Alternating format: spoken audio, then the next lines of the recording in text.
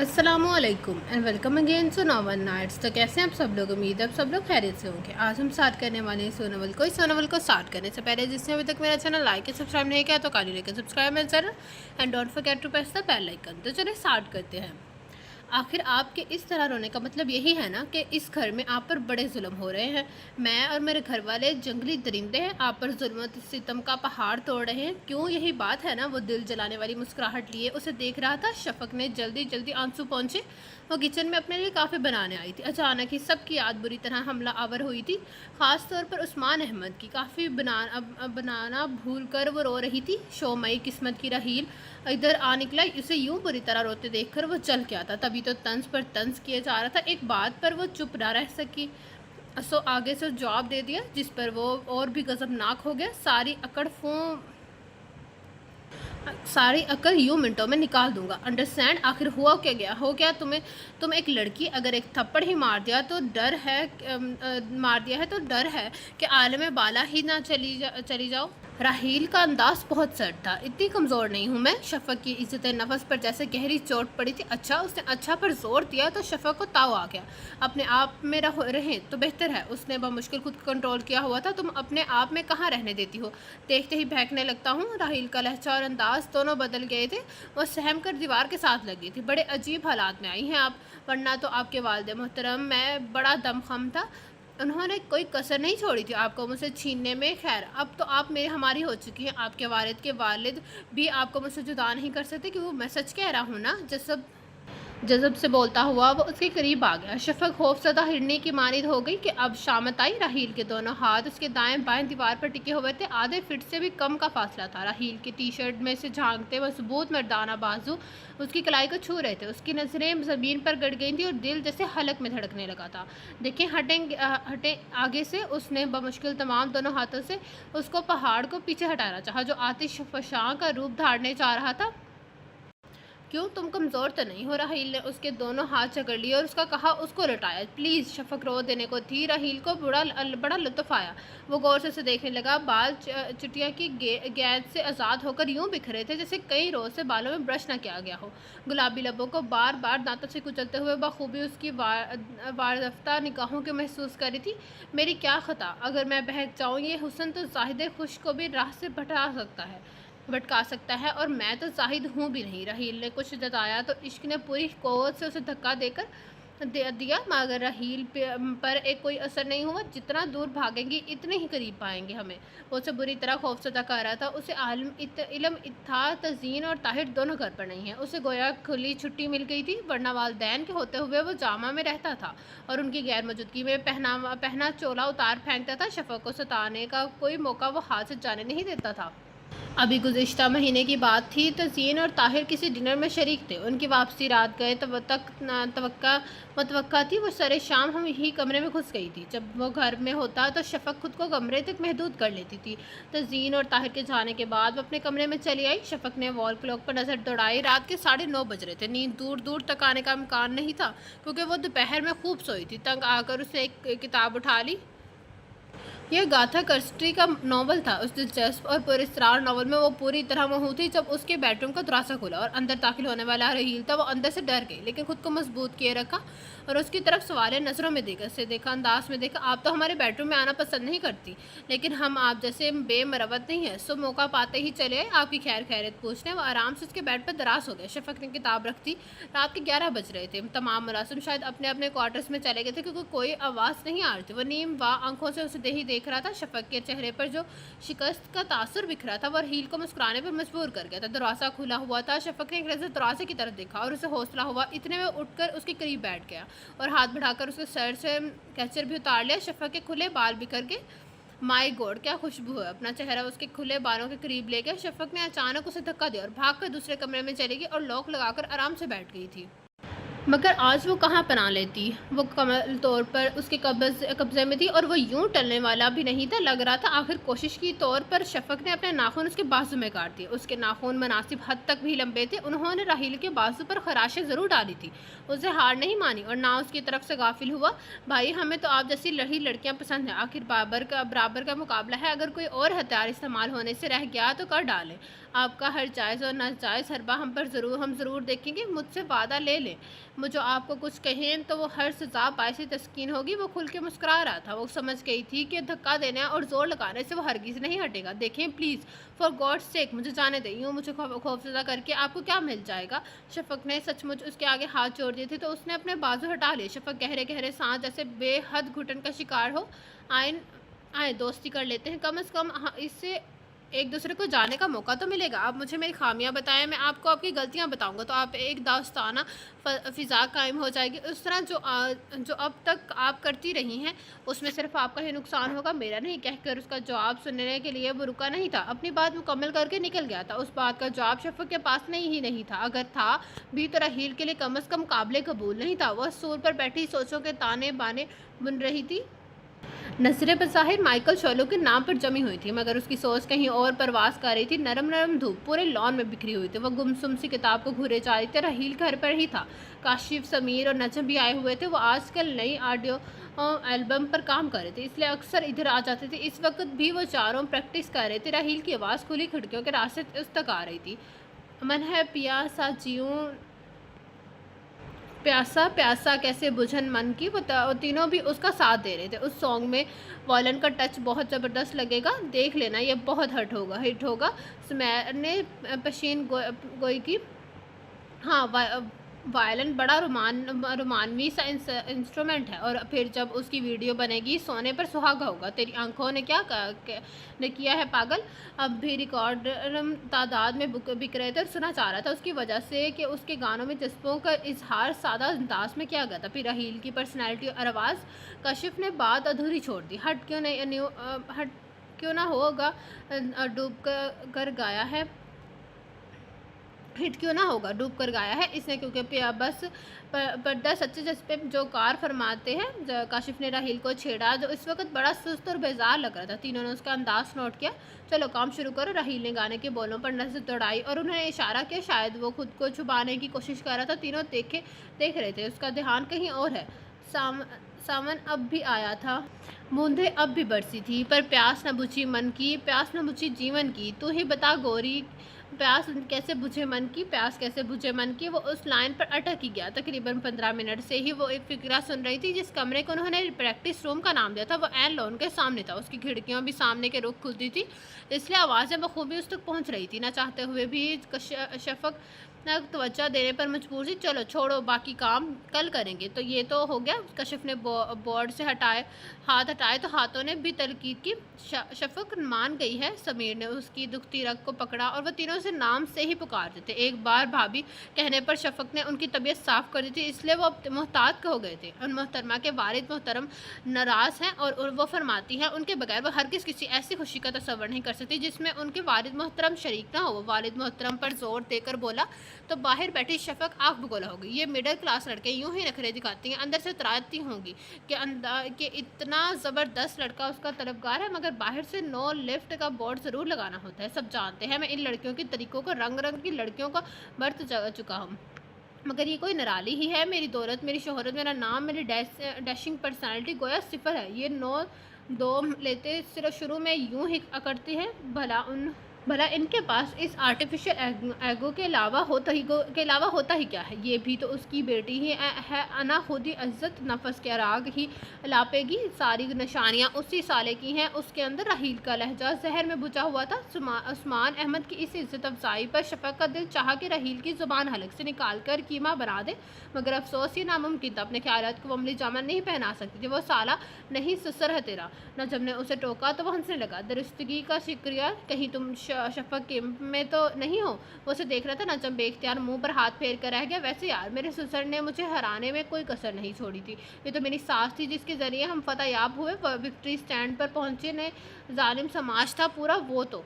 राहील ने फिर उस्मान के अहमद की टांग पकड़ी तो शफक से रहा नहीं गया। वो उठकर अंदर चली गई, जहाँ उसमें नहूस आवाज़ उसके कानों तक नहीं पहुंच रही थी। आज वो फिर घर पर था। सुबह से उसके पर सितारों के फ़ोन कॉल्स का ताम बांधा हुआ था। हर मिनट बाद घंटी बजती थी। मोबाइल फ़ोन कान से लगाए बातें करते करते वो नीचे उतर आया। शफक सोफे पर धंसी गरम गरम काफ़ी पी रही थी। हाथ में उबैदुल्ला हुसैन की किताब अदास नस्लें पकड़ी हुई थी। घंटों पर रखी किताब पर हाथ में कॉफ़ी का कप और नज़रें लफ्ज़ों पर गाढ़े, वो पूरी तरह उस किताब में खोई हुई थी। करीम, मेरे लिए भी एक कप कॉफ़ी ले आओ। वो उसी तरह मोबाइल कान से लगाए मुखातिब हुआ और पास पड़ी कुर्सी पर टिक गया। शफ़क़ ने उसे नापसंदीदगी से देखा और दोबारा नज़र फेर कर किताब पर जमा दी। हाँ पिंकी, फिर कब मिलने आ रही हो यार? तुम्हारा गिफ्ट ड्यू है मुझ पर। असल में अलहमर वाले कॉन्सर्ट में फंसा हुआ था, इसलिए जहन से तुम्हारी बर्थडे निकल ही गई। और जैसे शर्मिंदगी से बोला, अरे नहीं डार्लिंग, तुम्हारी जैसी लड़कियां ही हमें पसंद है। एक दम नरम लचकदार, आराम से मोड़ी जाने वाली लड़कियों को नरम लचकदार ही हो जाना चाहिए, जैसी कि तुम। जो उसी तरफ से जाने क्या कहा गया था जो ये गोहर अफशानी की गई थी। शफ़क़ ने पहलू बदले, बोलिया चलिए काफ़ी बनाए। करीम के ट्रे साइड टेबल पर रखते ही उसने शफ़क़ को रौब से कहा, क्या हुक्म दिया और करीम को जाने का इशारा किया। हाँ, तुमसे तो नहीं कह रहा हूँ, अपने मुलाजमत से कह रहा हूँ। वैसे पता नहीं तुम्हारे हाथों की बनी कॉफ़ी पीनी कब नसीब होगी। तुम्हारे हाथ है ये किसी आर्टिस्ट की तख्लीक ही। सच आई स्वेयर, तुम्हारे जैसा हाथ कहीं नहीं देखा। दिल चाहता है कि काफ़ी बनाती। शफ़क़ दांत पीस रही थी। खुद को नौकरानी कह जाने पर उसे बहुत गुस्सा आया था। काफ़ी कमक पटकने के साल में उसने रहील के आगे पटका और किताब उठाकर चली आई। रहील ने उसके जाते ही पिंकी से जान छुड़ाई और फ़ोन बंद कर दिया। अब वह इत्मीनान से काफ़ी पी रहा था और इधर शफ़क़ गज़ब के आलम में इधर उधर से टहल रही थी। इसे जितनी गालियाँ आती थी उसने वह रहील को गायबाना दे डाली थी। चंद दिनों से उसके अंदाज बदल गए थे। उसने जैसे शफ़क़ के सब्र और ज़ब्त को आजमाने का तहिया कर लिया था। ये सब वो तज़ीन और ताहिर की गैर मौजूदगी में ही करता था। शफ़क़ के नर्वस ब्रेकडाउन होने के बाद उसका रवैया बदला था, वगरना पहले वो इतना बदतहज़ीब हरगिज़ नहीं था।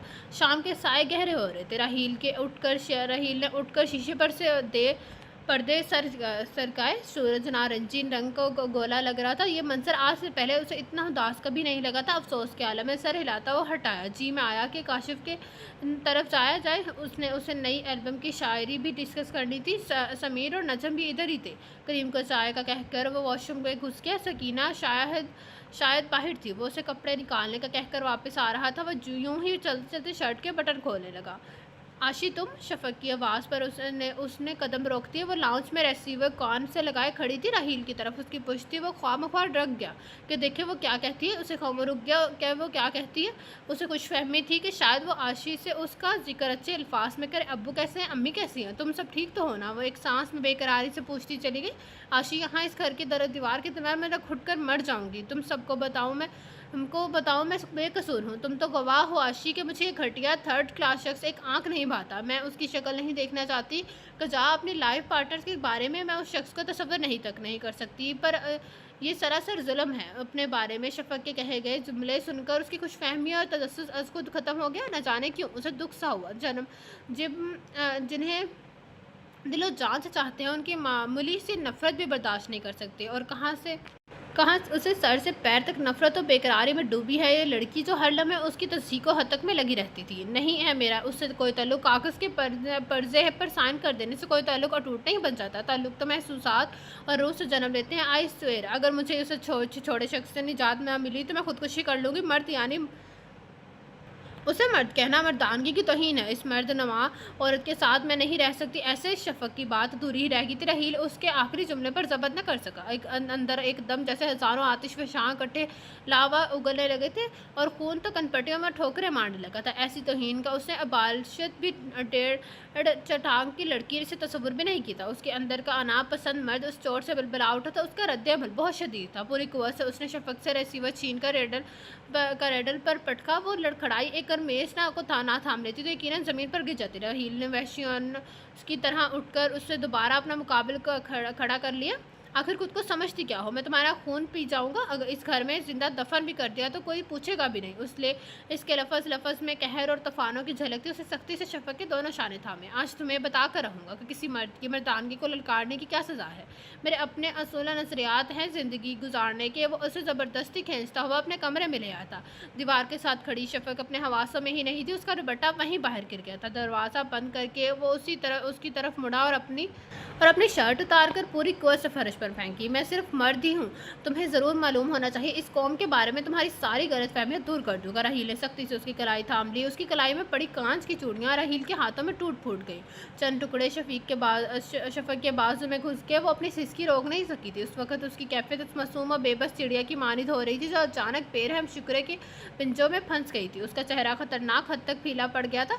हमेशा मुझसे दूर भागती रहो, वो मेरी कुर्बत तुम्हारे नागवार गुजरती है, मगर आज नहीं भाग सकोगी। वह सफाक लहजे में बोलता उसकी फरार रहे मसदूद कर गया था। नहीं, शफक की सरगोशी चीख में ढल गई थी। हाँ मेरी जान, राहील के बाजू उसके गिरद हसार की तरह मजबूत हो गए। तुमने मेरे अंदर के सोए हुए नापसंद मर्द को छेड़कर अच्छा नहीं किया। वो उसी तरह मुखातिब हुआ। शफक ने उसकी गिरफ्त से आज़ाद होने के लिए भरपूर कोशिश की। अपनी झोंक में सीधा उसका सर पूरी कुव्वत से पिछली साइड की दीवार पर जा लगा। उसकी आंखों के आगे तारे से नाच गए। बसारत के आगे अंधेरा के धुंध छा गया। उसका सर ने ढाल बेजान अंदाज में राहील के शाने पर छूट गया। तब उसने देखा वाइट डिस्मेंटल शुदा दीवार सुर्ख हो रही थी। उतना गुस्सा और गजब भूलकर उसको संभालने लग गया। उसके सर के पिछले हिस्से से तेजी से खून निकल रहा था। उसे बेड पर लटाकर वो बाथरूम से दवाओं की कैबिनेट के बैंडेज का सामान ले आया। वो बेहोश पड़ी थी। राहील साहब, अगर डैडी ने उससे उस हाल में देख लिया तो तेरी खैर नहीं। उसका जख्म साफ करते हुए बड़बड़ाया। उसका बेड कवर में खून से रंगीन हो गया तो उसकी बैंडेज करके राहील ने उससे उसके कमरे में पहुंचाया और मुलाजमत से बेड को कवर बदलवाया। अब वो आने वाले हालात के लिए खुद को तैयार कर रहा था। थोड़ी देर बाद वालिदैन के घर आने पर वो चुपके से घर से निकल गया। उसकी वापसी रात 11 बजे हुई थी। सारे घर की लाइट्स जल रही थी। मामा कहाँ है? उसने पुरसोस अंदाज में नजमा से दरियाफ्त किया जो वो दूध में आवलिन हला रही थी। बेगम साहिबा शफक बीबी के कमरे में है। बड़े साहिब भी वही हैं। वो बाथरूम में गिर गई थी, बहुत चोट लगी है उन्हें। डॉक्टर को गए थोड़ी देर ही हुई है। शफक बीबी बता रही थी कि वो बाथरूम में गिरी हैं। उन्होंने खुद की सही सर की पट्टी की है।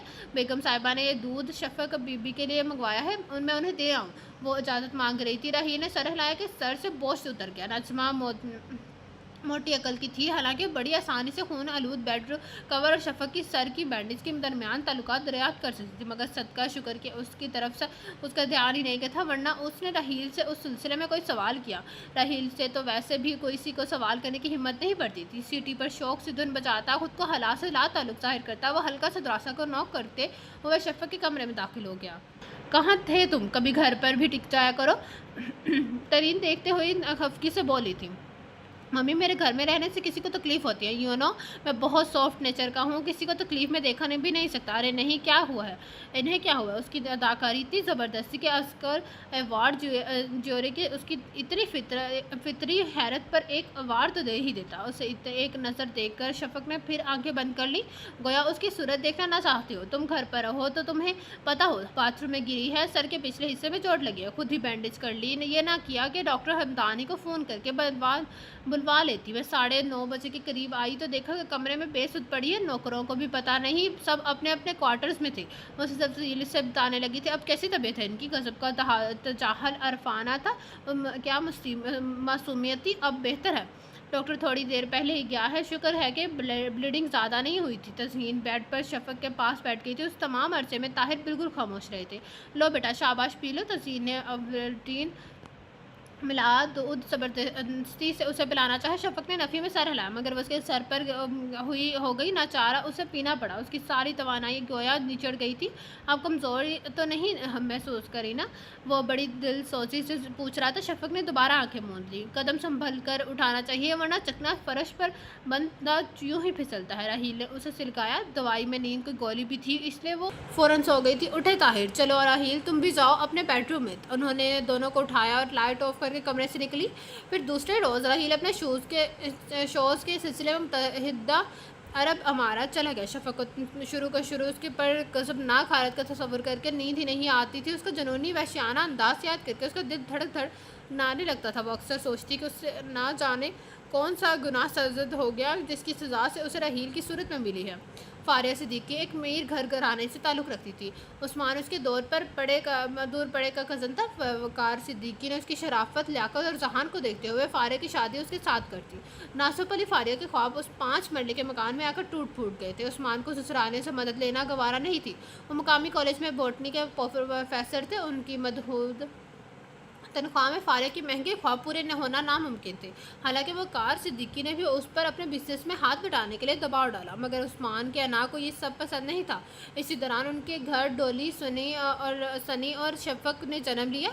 डोली और सनी के असल नाम कुछ और थे। ये तो फारिया थी जो अपने अमीराना मिजाज को सहारा देने के लिए उन्हें इस नाम से पुकारती थी, क्योंकि उसकी बाकी कजन्स और भाभियाँ भी अपने बच्चों को असल नामों के बजाय उन उल्टे सीधे नामों से पुकारती थी। उनके क्लास में ये फैशन था कि दाऊद को डेविड और तानिया को टमी के लक़ब से बुलाया जाए, तो फारिया भी ये सब कर रही थी। शफक का नाम बड़े चाव से उस्मान ने रखा था और उसे उसी नाम से बुलाते थे। फारिया ने शुरू से उस नाम को भी बिगाड़ने की कोशिश की, मगर उस्मान ने सख्ती से रोका कि शफक को उसके असली नाम से बुलाया जाए।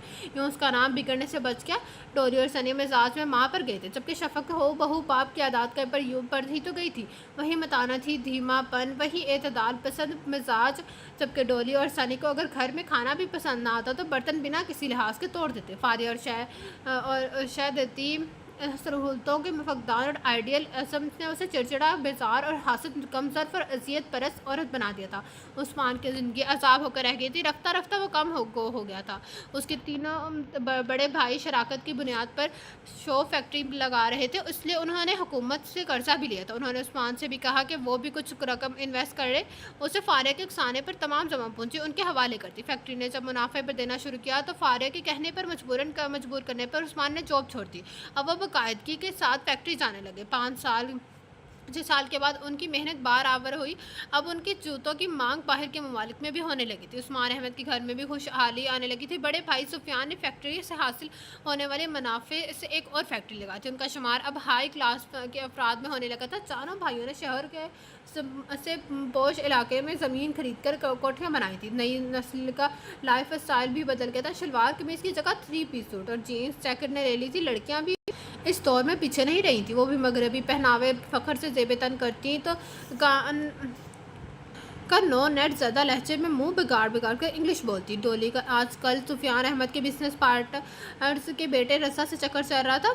सनी रूमी भी इन्वॉल्व थे। वक़्त ने उस्मान को भी बदल दिया था। फार्मा के बुलंद म्यार ज़िंदगी के आगे उनके असूल भी हार मान गए थे। सिर्फ शफक एक ऐसी हस्ती थी जो नहीं बदली थी। सब और ढंग तो इसके मुंह पर उसे यूड़ी रूह कहते थे, क्योंकि वो बूढ़ी रूह कहते थे, क्योंकि वो दुपट्टा सर पर लेती थी, क्लब नहीं चाहती थी, 5 वक्त की नमाज़ पढ़ती थी, रोज़े रखती थी। मज़े और हैरानी की बात यह थी कि उसका कोई बॉयफ्रेंड भी नहीं था। सारा तो बुरा बरमिला कहती थी तो हमारे ख़ानदान की लगती ही नहीं है। सारी आदतें गरीबों वाली है। फारिया भी उसे बहुत चिढ़ती थी। डोली, सबा, ढंग, फरोमैज़ा और सारा की मिसाल देती कि उन्होंने कैसे अमीर लड़कों को फांस रखा है। घर में सिर्फ एक आशी थी, सिर्फ जिसे उस्मान अहमद के बाद वो करीब थी। आशी फारिया के भाई की बेटी थी। जब वो 6 साल की थी तो उसकी माँ वफात पा गई थी। कुछ अरसे बाद बाप दूसरी शादी करके फ्रांस जा बसा, आशी को पाकिस्तान में ही छोड़कर, क्योंकि उसकी दूसरी बेगम को कमसन आशी को वजूद गवारा नहीं था। फारिया उसे साथ ले आई। आशी शफक से 3 बरस बड़ी थी, मगर दोनों में आप जनाब का तकल्लुफ़ नहीं था। आशी की बात उसके दोस्त के भाई शाहद से तय थी। वो इंग्लैंड एक कोर्स के सिलसिले में गया हुआ था। उसी साल आशी के फाइनल ईयर के बाद उनकी शादी मुतवक्का थी। फारिया उसे डोली, ढंग और सबा वगैरह के साथ आगे रखती थी। गुज़िश्ता 2-2.5 माह के दौरान उन्होंने ज़बरदस्ती उसे क्लब ले जाना शुरू कर दिया। डोली और रसा की चट मंगनी और पट ब्याह, और वो उसके साथ शादी के फ़ौरन बाद कनाडा चली गई थी। उसकी शादी के बाद फारिया शफक की तरफ से फ़िक्रमंद हो गई थी। डोली की तो मैट्रिक में ही रिश्ता आने शुरू हो गए थे, जबकि शफक भी फाइनल में भी आ गई थी, मगर अभी तक उसका एक प्रपोजल भी नहीं आया था। ये नहीं था कि वो बदसूरत थी। शफक आशी और डोली दोनों से ज़्यादा खूबसूरत थी, दिलकश थी, मगर उसे अपने हसन का नुमाया करने का शौक़ नहीं था। फारिया उसकी शादी भी डोली की तरह ऊंचे घराने में करना चाहती थी। सबा, ढंग और सारा की बात तय हो गई थी। अब एक शफक ही थी जो फारिग थी। शफक खुद भी लोगों में ज़्यादा खुलती मिलती नहीं थी। उसका जहन अभी तक उस 5 मरे वाले मकीनों के दरमियान फंसा हुआ था। उसे सब ने दौलत आते ही वो रंग बदले थे कि वो हैरान रह गए थे। उसके अंदर ही म्याना रवैया तदाल था जो पहले था। वो अब भी फजूल खर्च नहीं करती थी। जो पैसे उसे जेब खर्च और दीगर ज़रूरियात के लिए मिलते थे, शफक वो कश्मीर फंड में दे देती थी। फारिया हसरत करती रह जाती कि वो भी डोली की तरह 40-50 हज़ार घर में अपनी सालगिरह के इंतजाम करने के लिए मांगे और शॉपिंग के लिए उनके साथ दुबई जाने की ज़िद करे। ये नहीं तो कम से कम पेरिस जाते वक्त मेकअप के बेहतरीन लवाजमात लाने की याद दहानी करवाए। सारा की मंगनी पर शहर के सबसे महंगे बुटीक से सूट लेने की जिद करे। उनकी हसरत ही रही थी। उन्होंने खुद उस तरफ तवज्जो नहीं देनी शुरू कर दी थी। नामहसूस अंदाज में उस पर अपनी गिरफ्त मजबूत करती चलेगी। उस्मान अहमद का वजूद उस घर में ना होने के बराबर था। वो सिर्फ दौलत कमाने की मशीन बन गए थे। अब अमलन उस घर पर फारे की इजारादारी थी।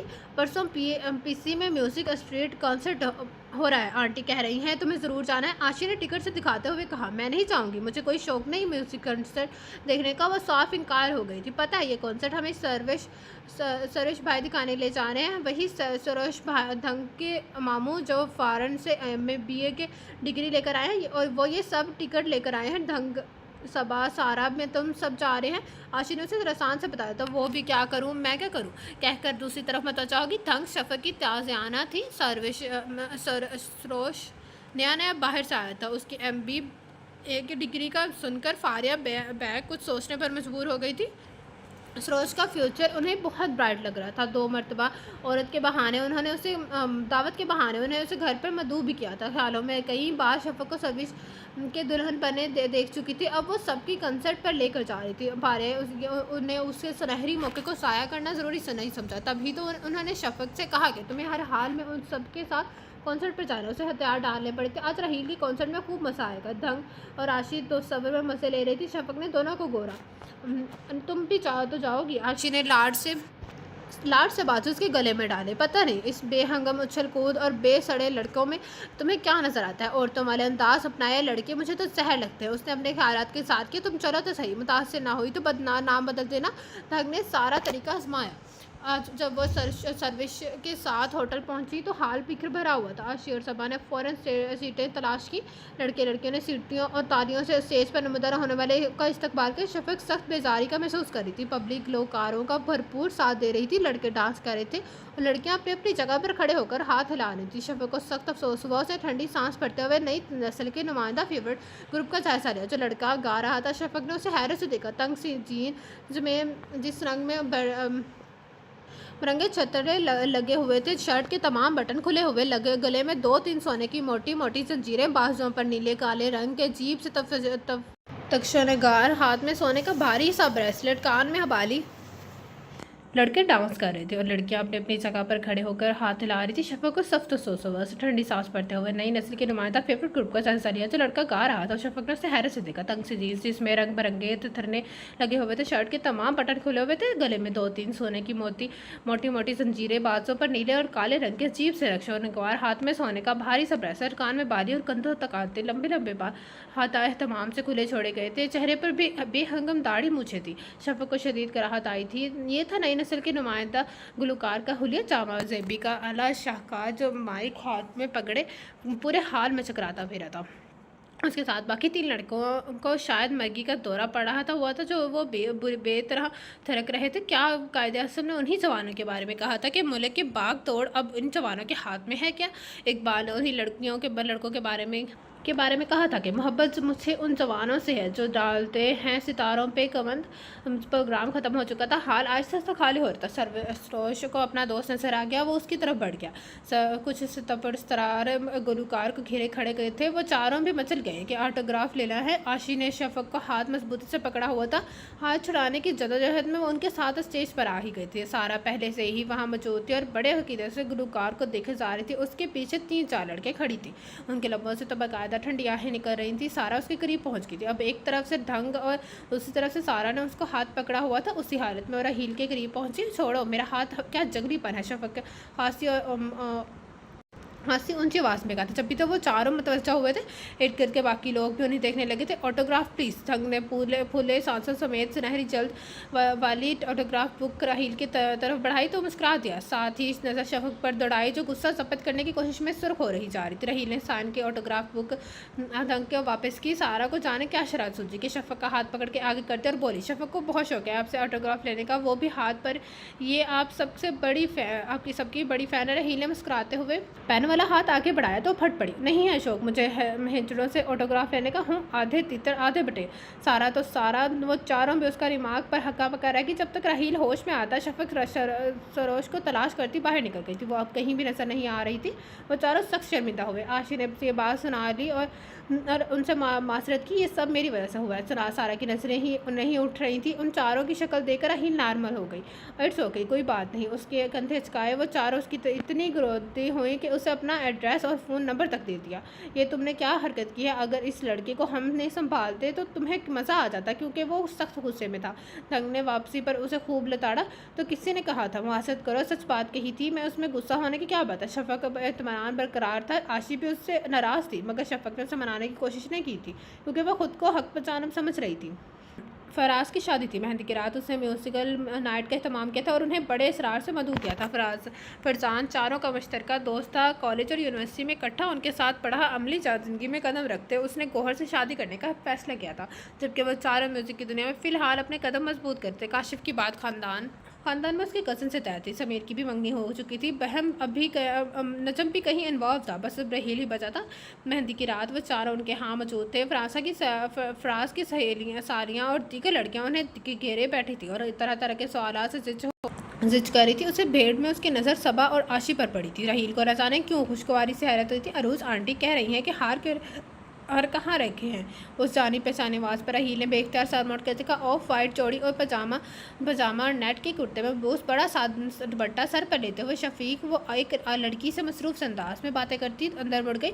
उसका कुछ रोज़ पहले वाला तना सा रूप रहील को याद आ गया। उसके कपड़ों का रंग तक उसे याद था। आसमानी रंग की कमीज़ और सफ़ेद शलवार पहने, सर पर हम रंग से स्कार्फ लिए, दुपट्टा शानों पर फैलाए, वो दूसरी लड़कियों से अलग नजर आ रही थी, इसलिए उसके जहन के गोशे में महफूज हो गई थी। कुछ देर बाद वो फिर बाहर आई। उसके साथ फराज की बहन थी शायद। अरे शफक देख तो म्यूज़िक स्ट्रीट वाला रहील आया। एक प्यारी सी लड़की ने उसे तमतला किया, बड़ी मेरी बला से जो भी आए, मुझे इन लोगों से कोई दिलचस्पी नहीं है। वो रूखा सा जवाब देकर आगे बढ़ गई थी। अब तमाम लड़कियां उस पर वो तरह तरह के जुमले कस रही थी। अरे बददिमाग है, खुद को मनफरद बनाने का शौक़ है। मिस यूनिवर्स तस्वर करती है अपने आप को। रहील जैसे लोग उससे मिलना और सुनना इस लड़की के लिए एहसास की बात होनी चाहिए, मगर ये मोहतरमा तो तौबा। लड़कियां उसकी ज़ात के बिखिए दे रही थी। धर्म का मंगेतर ऑस्ट्रेलिया से आ गया था। रहमा और सफ़ियान उसकी शादी की तैयारियों में मगन थे। तो फारिया और आशी के साथ शफक भी बताया कि घर रोज़ आती थी, इधर उधर के काम में हाथ बटाती थी। ढंग तो स्किन ख़राब हो जाने से धूप में भी नहीं जाती थी। उसकी शादी की अक्सर शॉपिंग रोमेसा आशी और सबा ने की थी।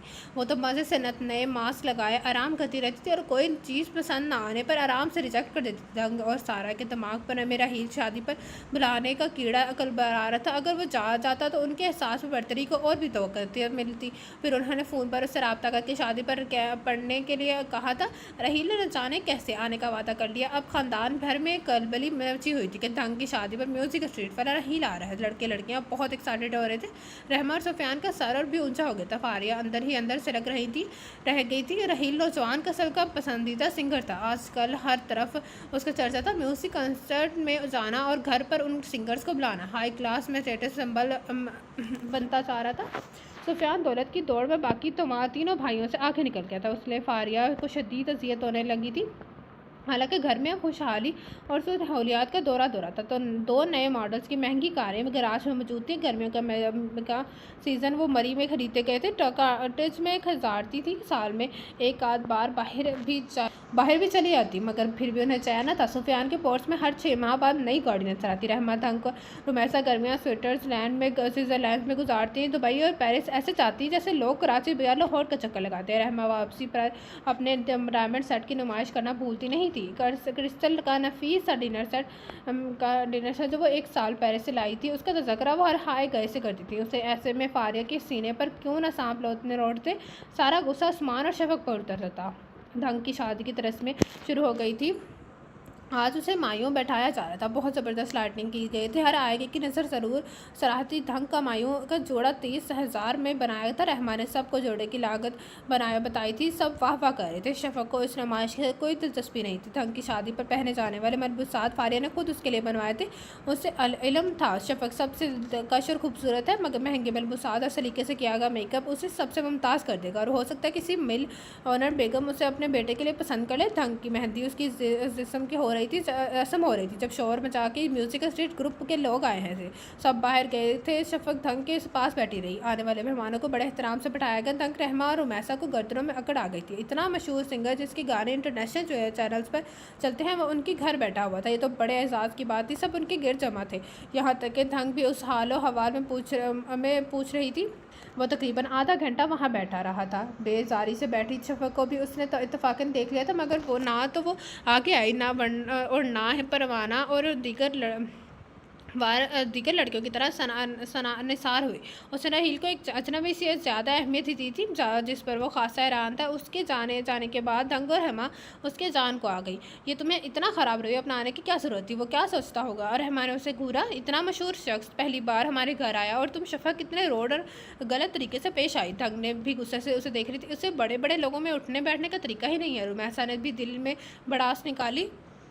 वो चुप रही। लड़ना और झगड़ना जवाब देना उसकी सरिश में नहीं था। उसकी इस कमज़ोरी की वक्तन फ़वक्तन सब फ़ायदा उठाते थे। धंग की रुख से जब रहील पर आया हुआ था, उसके साथ भी यही फराज की बहन नगमा बैठी थी। फराज रहील से गप्पे में लगाया था। उसकी नई नवेली बीवी भी आई हुई थी। शफक कुछ देर उनके पास बैठे रहे, क्योंकि रुमैसा खड़ी नज़रों से उसे देख रही थी। आशीष, सबा, सारा वगैरह सब रहील से अच्छे तरीके से मिले। वो इधर बादल ख्वास्ता और उन सब की बातें सुनती रही। रहील खैर में उस तरीके अंदाज में उसका अच्छी तरह जायजा ले चुका था। पीच कलर के स्टाइलिश से सूट में उसके गंदने सरापा धमक रहा था। पहले की तरह उसने बड़े खूबसूरत अंदाज में दुपट्टा सर पर लिया हुआ था। उसके सरापे और अंदाज से हम उम्र लड़कियां और ये शौकी शरारत, छेड़छाड़ और दाएं मफकूद थी। यूँ चुप खामोश बैठी वो कदीम दास्तानों का कोई हसीन मगर पुरस्कार किरदार लग रही थी। यार, उन मोहतरमा का बायोडाटा क्या है? रश कम होते ही उसने फराज से सवाल किया था, क्योंकि वो देख रहा था नगमा के ना की शफक से काफ़ी दोस्ती थी। फराज की शादी पर ही के हर फंक्शन पर भी वो मौजूद थी। सारा सबक से पूछना उसे मुनासिब नहीं समझा। उसे बस ये ही इल्म था कि शफक उनकी कज़न है। उसे ज़्यादा ना उन्होंने बताया ना उसे पूछा था। तुम्हें क्यों पूछ रहे हो? उसने कोशिश नज़रों से राहील को देखा। बस ऐसे ही। वो चिढ़ गया। कोई और चक्कर तो नहीं है? उसका लहजा भी शक से भरा हुआ था। नहीं यार, राहील ने जल्दी से वजाहत की। खैर, पता है, मुझे सब जानता हूँ। वैसे ये लोग तुम्हारे एड्रेस के मुताबिक नहीं है। 9-2 लेते हैं। हालांकि उसका बाप आजकल बड़ा ऊंचा रहा है, फिर भी ये तुम्हारे म्यार के नहीं। तुम्हारे मुकाबले में उनकी हैसियत ज़िफ़र है। उस बेचारी की वालदा मोहतरमा को अमीर बनने का खबत है। ऊपर से ये मोहतरमा बड़े औखे मिजाज की हैं। फराज ने उसे डराया। इत्तेफाक से उनकी कुछ बातों के भरंग पास बैठी नगमा के कानों में बढ़ गई। को मोहतरमा औखे मिजाज की है। उसके कान खड़े हो गए। यही ढंग लोगों की कसन शफक फराज बेनियाजी से बोला। जी नहीं, ये आपकी गलतफहमी है। शफक तो बेहद अच्छी लड़की है। हाँ, ये बात ज़रूर है कि आम फैशनेबल लड़कियों से वो बहुत मुख्तलिफ है, बल्कि टोटली डिफरेंट है। फारिया आंटी को भी उससे बहुत शिकायत है। ये फर्स्ट ईयर में अब भी मेरी शफक से मुलाकात हुई थी। अब हम दोनों BA के फाइनल ईयर में हैं। इस जैसी लड़की पूरे कॉलेज में नहीं है। उसके तमाम रिश्तेदार ही शो ऑफ है, पर ये ऐसी नहीं है। नगमा एक सांस में बोलती चली गई। लेकिन ये आप दोनों इस बारे में बातें क्यों कर रहे हैं, जबकि मुझे धंग ने बताया है कि BC में आपका जो कॉन्सर्ट हुआ था, वहाँ शफक ने आपसे बदतमीज़ी की थी। नगमा ने बर वक्त याद आया था, पूछ बैठी।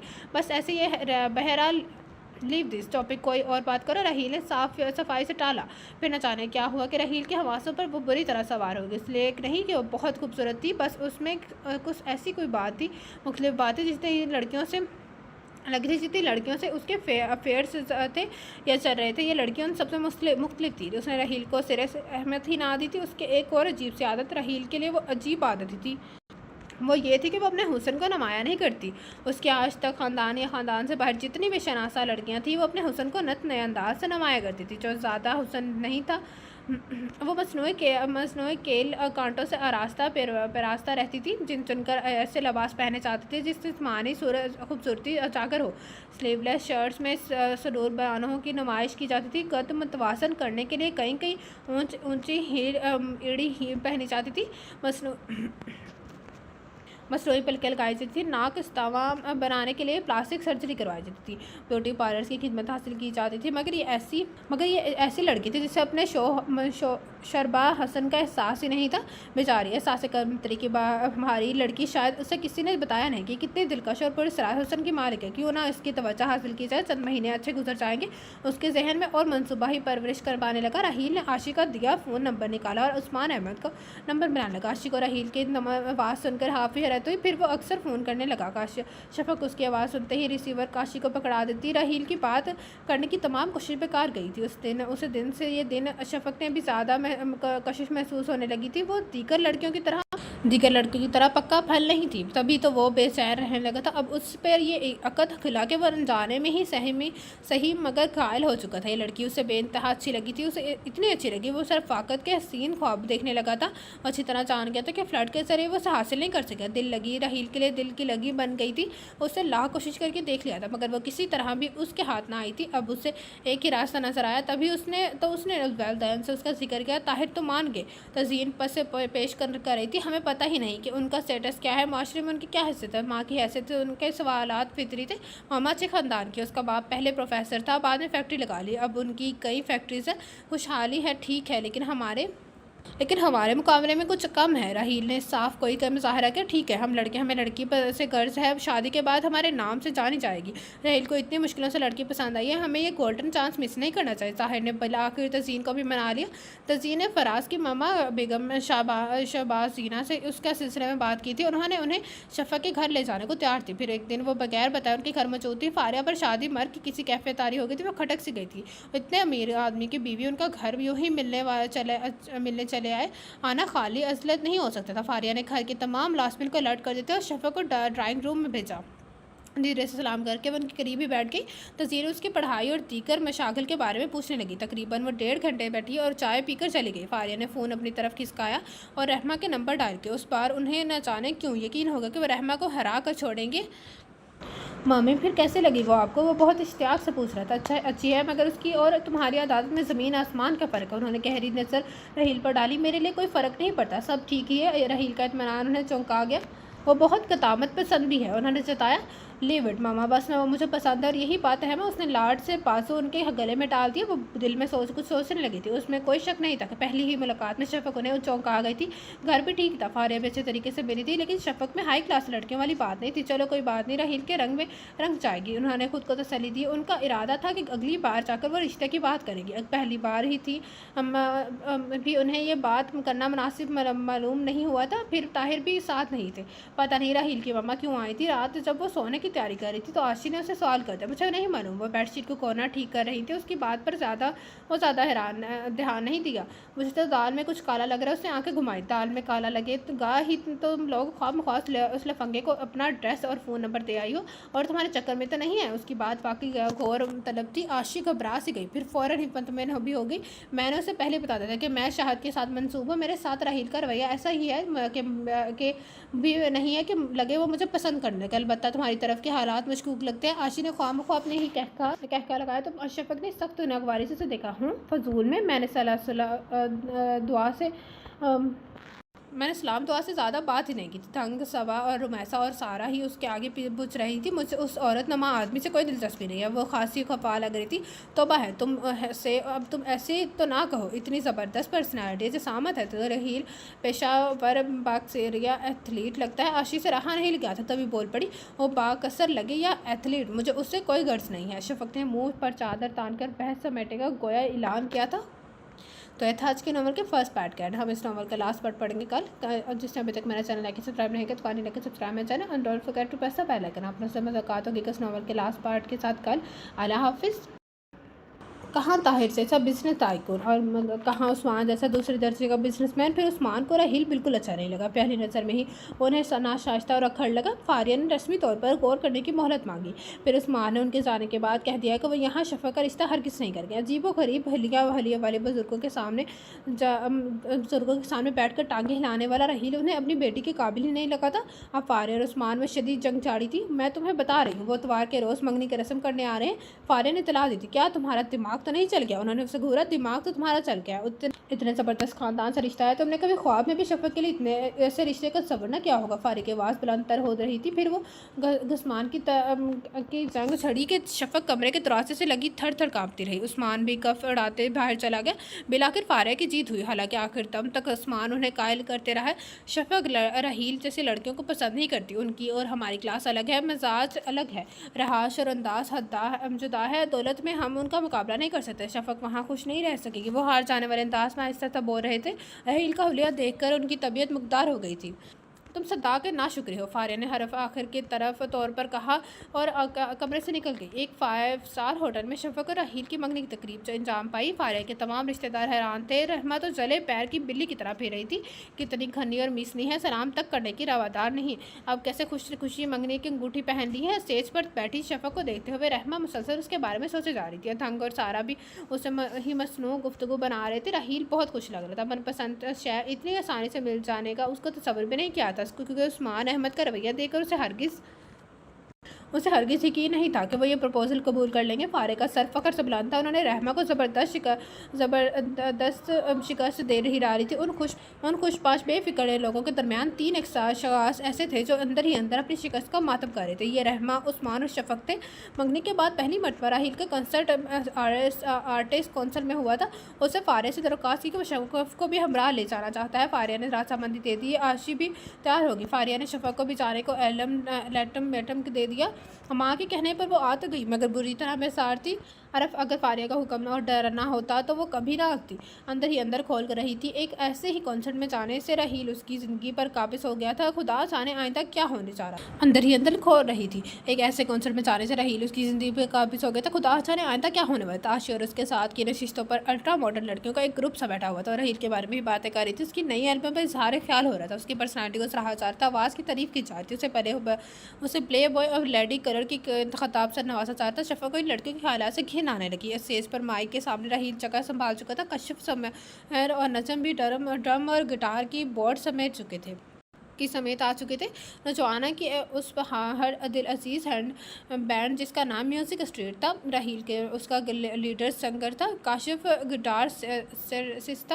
गिटारिस्ट सुमेर समेत ड्रमर था और नजम बहुत ज़बरदस्त की बोर्ड बजाता था। गानों की बोल राहील ज़्यादातर खुद ही लिखता था। उस नई एल्बम की तमातर शायरी ने उसे खुद की थी।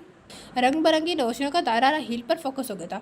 प्रोग्राम शुरू हुआ। शफक को यूँ लगा जैसे वो बार बार उसे ही देख रहा था। गाते गाते वो स्टेज से उतर आया। लड़कियों का एक हजूम था जो म्यूजिक के धुन पर झूम रहा था। वो जिसके करीब से गुजरता उसे हाथ छूकर गया था। सादत हासिल कर रहे थे। मंचले उसके हाथों को थाम कर बहुत सा देर थे। वो पूरे हाल में चकराता फिरा था। एक के बाद दूसरा, तीसरा, फिर चौथा गाना शुरू हुआ। यह उसके हालिया एल्बम का हिट तरीन बल्कि सुपर हिट सॉन्ग था। हर एक के एल्बम पर यही गाना था। यही सॉन्ग टॉप 10 चार्ट्स में पहले नंबर पर आ रहा था। कई हफ्तों से इस गीत के नंबर की पोजीशन पर फर्क नहीं पड़ा था। उस गाने की वजह से राहील की फ्रेश एल्बम ने रिकॉर्ड तोड़ सेल की थी। अमन पर गाए जाने वाले एक गीत ने उसे बैनुल-अक़वामी म्यूज़िक की दुनिया में जाना पहचाना नाम बना देता। सिर्फ 3 साल की करीर अरसे में उस बैंड के हैरत अंगेज़ कामयाबी हासिल की थी जो दूसरे बैंड 10-15 सालों में भी ना हासिल कर पाए। म्यूज़िक स्ट्रीट दोनों हाथों से दौलत और शोहरत समेट रहे थे। उन दोनों चीज़ों की राहील के पास पहले भी कमी नहीं थी, मगर अब तो और भी बढ़ गई थी। हर कोई उसे जाने लगा था। धड़ाधड़ इंटरव्यूज़ छिप रहे थे। तस्वीरें लग रही थी। खबरें बन रही थी। बाहर के टूर्स हो रहे थे। कोई भी प्रोग्राम हुआ हो उनके बगैर अधूरा तस्वुर किया जाता था। साथ ही साथ राहील के बेपनाह स्कैंडल भी मंजर पर आ रहे थे, मगर उसे कुछ ज़्यादा परवाह नहीं थी। वो ज़िंदगी के एक सेकंड से इंजॉयमेंट का कायल था। फिर जब से उसकी मंगनी को हुई थी, स्कैंडल्स वाले मामले उसकी तस्दीक की अहमियत इख्तियार कर गया था। राहील उस वक्त अगली रो के करीब था, पर शोर म्यूज़िक बज रहा था। वो अपना हिट गाना गा रहा था। तेरी आंखों ने किया है पागल, तेरी सांसों ने किया है पागल, तेरे आंचल ने किया है पागल, तेरे काजल ने किया है पागल, तेरी बाहों ने किया है पागल, तेरी राहों ने किया है पागल। ख्वाहिश मेरी बस इतनी है कि कर दूँ मैं तो उसको भी पागल। वो माइक थामे जिससे गा रहा था, क्यों ख्वाबों में मेरे आकर रोज़ करती हो मुझे पागल। लोग बेकाबू होकर स्टेज पर चढ़ गए थे। गाना ख़त्म हुआ तो तालियों से गूंज रहा था। शायकीन सीटियों, तालियों और हवाई बोसों की सूरत में दाद दे रहे थे। जो लोग और ऊपर चढ़ गए थे उन्हें मुश्किल से उतारा गया था। उसी वजह से प्रोग्राम आधे घंटे से भी ज़्यादा अरसा रुका रहा। उसी दौरान एक दिलचस्प वाक़या पेश आया। एक नौजवान लड़की ऑटोग्राफ बुक लिए स्टेज पर चढ़ गई और ऑटोग्राफ की जिद करने लगी। राहील ने कहा कि प्रोग्राम खत्म होने के बाद सबको ऑटोग्राफ देगा, मगर वो मचल गई। उस पेन में इंक की जगह मैंने अपना खून भरा है, मुझे इसी वक्त ऑटोग्राफ चाहिए। वो जिद कर रही थी। सब हैरत दिलचस्पी से दोनों को देख रहे थे। राहील ने ऑटोग्राफ दिया तो उसने जान छोड़ी। सहाफ़ी बरादरी में भी मौजूद थे। उसे अपने ख्यालात के लिए उन्हें ज़बरदस्त मौद मिल गया था। शफक दिल में उस लड़की की अक्ल पर मातम करने लगी थी। प्रोग्राम 12:30 बजे खत्म हुआ। राहील चारों तरफ से जूम में घिरा हुआ था। शफक जल्द से जल्द निकलना चाहती थी। उसने आशी की तलाश में नजरें दोहराई। उसे गायब पाकर वो आग बगोला हो गया। आशी को उसकी नाराज़गी पर की परवाह नहीं थी। वो राहील के साथ तस्वीरें बनवा रही थी ताकि मिलने चलने वाले उस पर रोक पड़े। आधे से ज़्यादा खाली हो चुका था। ऑटोग्राफ के शौकीन राहील से ऑटोग्राफ ले रहे थे, तस्वीरें बनवा रहे थे। शफक कहाँ है? आशी के साथ उसे ना पाकर वो पूछ बैठा। अभी तो यही थी। आशी ने इधर उधर नजरें दौड़ाई। काशिफ, नजम, समेर, मैं चाह रहा हूँ उनके बाय सी हो। राहील उन्हें खुदा हाफिज़ करके आशी के लिए बाहर निकल गया। सुतून के साथ टेक लगे। शफक खड़ी थी। क्या ज़रूरत थी आने की?